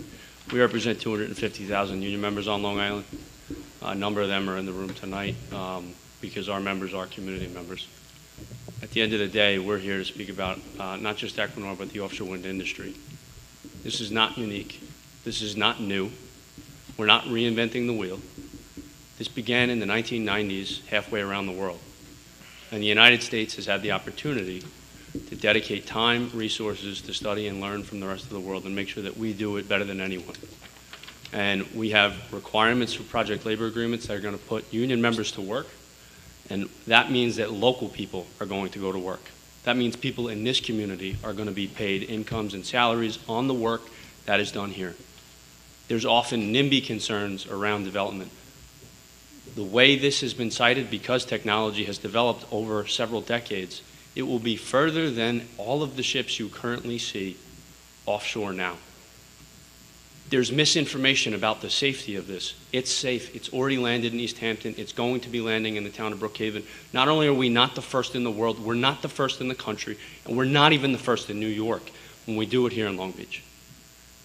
And tonight I heard repeatedly, over and over and over again, all of the concerns, legitimate concerns that residents have about the fiscal and financial future of this city, and you guys clearly are dedicated to delivering a sound economic future.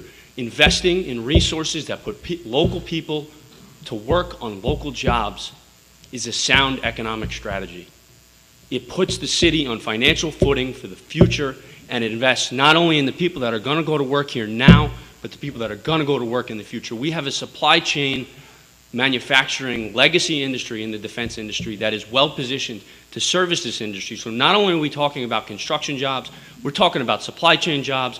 We're talking about revenue that's going to support the working people that man called criminals, right? He assumed fraud. The people that work for this city live here and they love this community. And for him to get up here and call them criminals is outrageous. Those are your neighbors.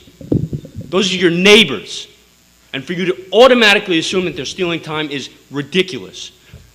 Those are the people that go to work every day and went to work every day throughout the pandemic, in the wake of Hurricane Sandy, and after every single natural disaster that hits this barrier island. And if we don't address the seriousness of the climate crisis and do it in a way that puts people to work, what are we doing?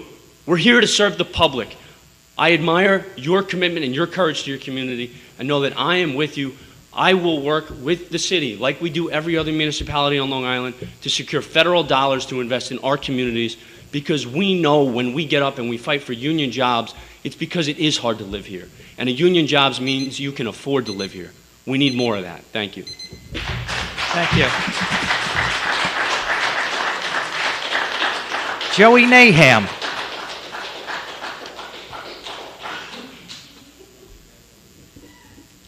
I missed the bushy beard. My son was just talking about it. I like pulling it on you, he said. Thanks for saying that. Joseph Naham, 700 Shore Road. I am, as you know, but not many of the neighbors know, co-chair of the Long Beach Environmental Advisory Board. And our board met 2 weeks ago with Equinor. And I must say that we heard all of the concerns, and also we validate every single benefit that this project from Equinor is going to do for the community and for the globe, because climate change is a global crisis. So I think this community was given a rude awakening during Hurricane Sandy with sewage in our homes, and I know that renewable energy, not only is it because it's cleaner, but it's also more reliable than getting a foreign source of energy coming here. There's a 21st century solution right in our fingertips, and we can all look at it from farther away than those cargo ships. It's 13 miles off, and there is no harm coming to us. I can say that 100% without any doubt. The emissions that we're using with our fossil fuels, though, is causing everything that we're really vulnerable to. And I'm going to pivot back to legalizing sales of cannabis because people are driving out of town. If we have 36,000 residents, say a third of them partake in cannabis. I'm not one. I'm a U.S. Coast Guard licensed captain. I don't partake in cannabis. But if you have a third of the city residents going outside using fossil fuels to get something because we're just not deciding to opt in to have people selling it here, we're perpetuating climate change. Also, there's a lot of pioneers, and I'm going to be frank. People who tried selling cannabis decades ago and were arrested were literally pioneers for an industry, and they've been punished. They have families. They can't provide for them because they're not able to get jobs. So what we're doing by opting out is an affront to bringing equality into this community and looking at the recession that's probably mounting and the hardships. I think, it just makes sense. Thank you for your time, and have a good day. Joey? Thank you. Just a comment. You know, you say, and speaking to the gentleman that just spoke, the issue here, you know, global warming is an issue. There's no question about it, okay? The issue, and I understand the Kramers, what they're talking about is the safety. And you say that it's absolutely safe, and they say it's not safe, and it's the wiring that people are worried about. And we have asked, we would like So the EMF experts that are not part of Equinor and not part of any involved company to tell us, to convince us that these wires are safe. Now, the That's other fair. question, which is legitimate, is why it has to go through here rather than the bays. We have not gotten a good enough what's answer on that. But you mean going through the inlet? The inlet, yes, that's Okay, the bays. So on May 24th, the CCE, which is independent, is having a community hall with with a marine biologist. I can't remember the title. I apologize, but they'll be able to answer a lot of the questions you guys couldn't. Only because you asked me a question. I'm not asking you to take my word for it. Several public agencies have had oversight over this, and that's why there's 2 other projects that are stages ahead of this project. Yeah. And those experts whose responsibility is to determine safety and whether, like, don't ask me and don't ask the Kramers, right? I don't know their background. Maybe they have an expertise. I'll tell you, I don't. And I'm not asking you to take my word for it. I'm asking you to consider the experts that have weighed in on this, the studies that have been done. You know, there was a reference in a letter I've never seen before, which is fine, I don't need to, but it was a reference to Congress writing a letter asking questions. 4 members of Congress. Congress asks questions all the Yes. time. Right. And that's their right, and they should Yes. do that on behalf of their constituents. But the reality is, every executive agency at every level of government that has oversight within this industry has determined it is safe. And there are projects that But there are are far people- ahead of this. Listen, And cable connections are not new. This is not a new cable connection. No, I understand that. I understand that, but there are people here that are not convinced. I'm not convinced at this point. I don't know. I will say that, and I have looked at it. Sure. I used to be a physics major. I am not convinced it. And you all have I'm said asking, that you are very and cheap they with the deserve, public's money, as you they- should, right? You're a they prudent deserve steward, to and I be would say con- as a prudent steward Yes. of the public's money, Yes. that you should consider the experts. And the experts have said this is safe. Yes, and that's what we would like to do. And Joey, If I could yield some of my time. No, well, your time is up. Time is up. I Your time audited is your actually up. roof, Roy. I was on your roof for installing solar. And I'm just going to tell you personally, I don't have any fear over that conduit. That's fine. That's- you know where I'm going. They do. You know where I'm going. Yes. Yeah, okay. Thank you. Thank you. And by the way, just as an FYI, in case people don't know, Surfrider is doing a information session at Bridgeworks tomorrow at 6:30 about the offshore wind, and I believe they're supposed to have some experts there.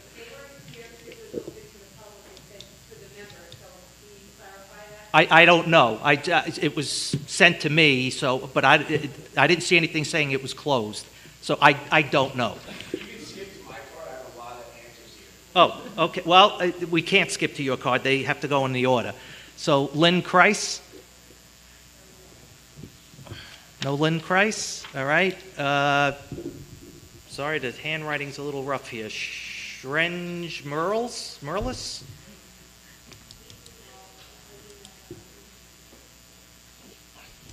Is there, okay. Mike Norwood? There he is, okay. Sorry for getting up abruptly earlier. My name's Mike Norwood. I represent Local 1556, dock builders in New York City. I've spent, in the last 7 months, I've spent about 18 weeks offshore building South Shore Wind Project. I've been on every phase of everything that's happened out there. And I'm also a surfer, I'm a hunter, I'm an environmentalist. I care a lot about the world. I understand exactly what's going on everywhere. This particular project happens to be a little bit above a lot of our pay grades, and there's a lot of things that we can't do that's going to stop the energy because of the oil industry and what's happening there. But that being said, we do have to address the problems that are going to happen with what we have going on. You said something about the cable and what you were worried about is going on. That, I think, is the biggest worry that most people have. But I would like to ask, what do you mean? The EMF. The EMF, and there are studies that show at a certain point, the closeness to EMFs can cause cancers. But most of them are shielded. My understanding is this will be really shielded in concrete. Closeness can cause cancer. Yes. Those words don't sound Well, then you have to very study scientific. EMFs. I'm just here to I'm not a speak. doctor. I want everyone to feel comfortable Yeah. about what's going on, especially Yeah. you guys. You guys are the ones that are making the decisions at the end of the day. We drill a directional drill from the sand to the land. You're not the guy to convince us EMFs are safe. Listen. I'm not trying to. Yeah, I will tell you, I don't know. I know when my daughter bought a house with near high power wires, I was concerned about Yes, it. but She these wasn't. are underwater. They're not Yes, above your listen, head. I understand that, but that's what we're asking for experts to convince I am them. actually an expert in this topic. I'm one of the only people in the world, actually not in the world, in America that's been on every phase of this project. I'm the only one. You can look it up. My name is stamped on every aspect of I'm this sorry, project. we're looking for doctors. We're looking for Well, scientists. that's 20 years from now, and we practice medicine. We don't define medicine, we practice it. So that's something that's, Okay. what does your cell phone do to you? So that's a whole nother conversation. But And I agree with you on that. that being said, Yeah. one thing that I see when I'm offshore building this project is everyone's talking about the whales, the dolphins, all of these mammals that are dying offshore. Now, I agree, that's horrible. But I can tell you, we did not kill any of them. Our sonar does not, it's not that powerful. We don't use that type of sonar. I can tell you that the U.S. Navy is offshore on our ass plotting everything we're doing, and they have some powerful sonar. Who's it easy to pawn it off on? Do they need to plot it while they're in the ocean? No, I don't believe so. But I'm not about to go to battle with the U.S. Navy. You know what I mean? And back to everything I've heard tonight about revenue being an issue on every aspect. Well, this is the answer to revenue. There are so many avenues that this town could go into to create revenue, to create jobs. There's all kinds of money to be made here. And the biggest environmental issue that I've heard about is mammals, and we're not killing them. We're just not. A big issue for me, I'm a fisherman. I keep my boat right over here at Pops. I've been killing the bluefin tuna run. I've been killing it. I've been killing cobia. I've been killing all the big fish. It's great, within the means that we're allowed to. But that being said, when these turbines go offshore, you can't cross the line that the turbine is in. That's a problem. For Montauk, all the fishermen, that's their whole town, that's a major problem.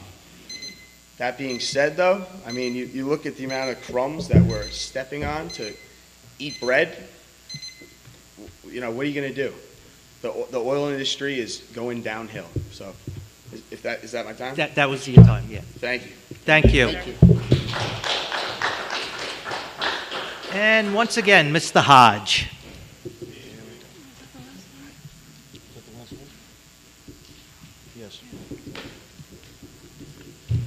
Just wanted to come back once again, James Hodge, 95 East Fulton Street in our great city, from Maple to Nevada, from the bay to the ocean. I would love to say that because I care about the city that we love, that I live in and been in my whole life. Just wanted to say, is the city a part of the New York class? Yes. Okay. How long we been a part of that, and how do we benefit off of it? About a year, right? Well, my time stopped. And you can explain. Yeah, it's an investment consortium, so we benefit by earning interest on city dollars. We signed up for it, but when did we actually start doing it? We signed up, but because you can look it up online. When did we start doing it? We signed up. Yeah, we started. No, I know we saw it. When did we start? I'd say between March and April. I don't remember the exact day.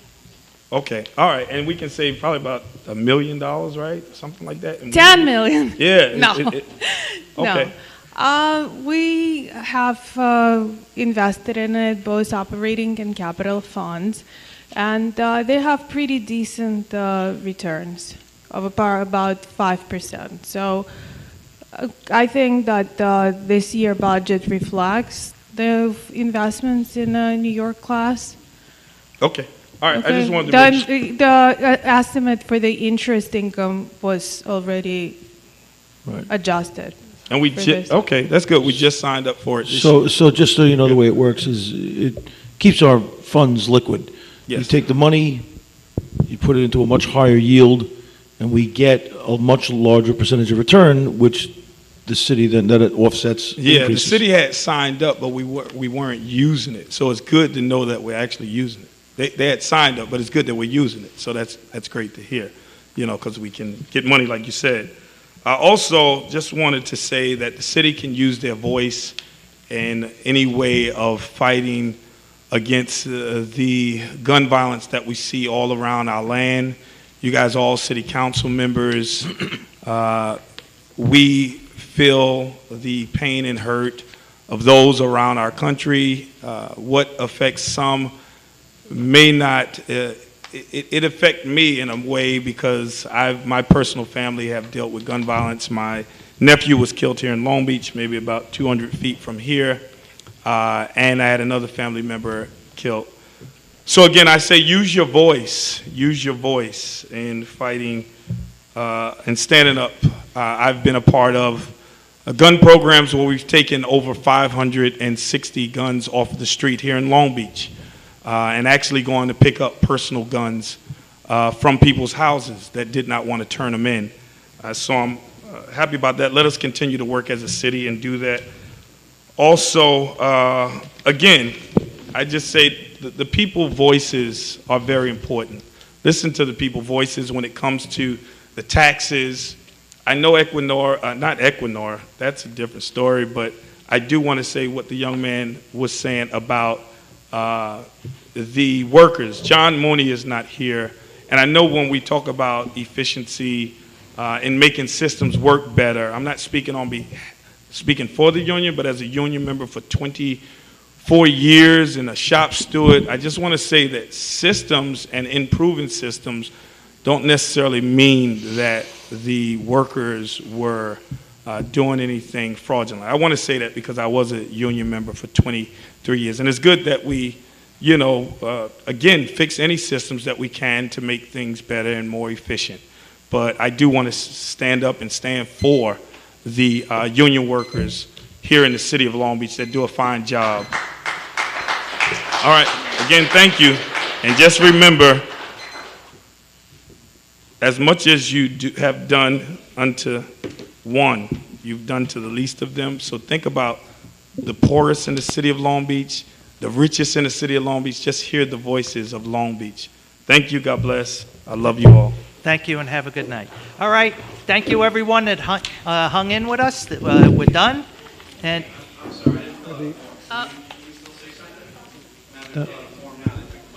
Yeah, the policy is you have to sign up before the close of the meeting. Yeah, sorry, there's a rule we have to follow. I know we, It's posted, it was announced at the beginning of the meeting. It's a crappy policy. You know what? After the screen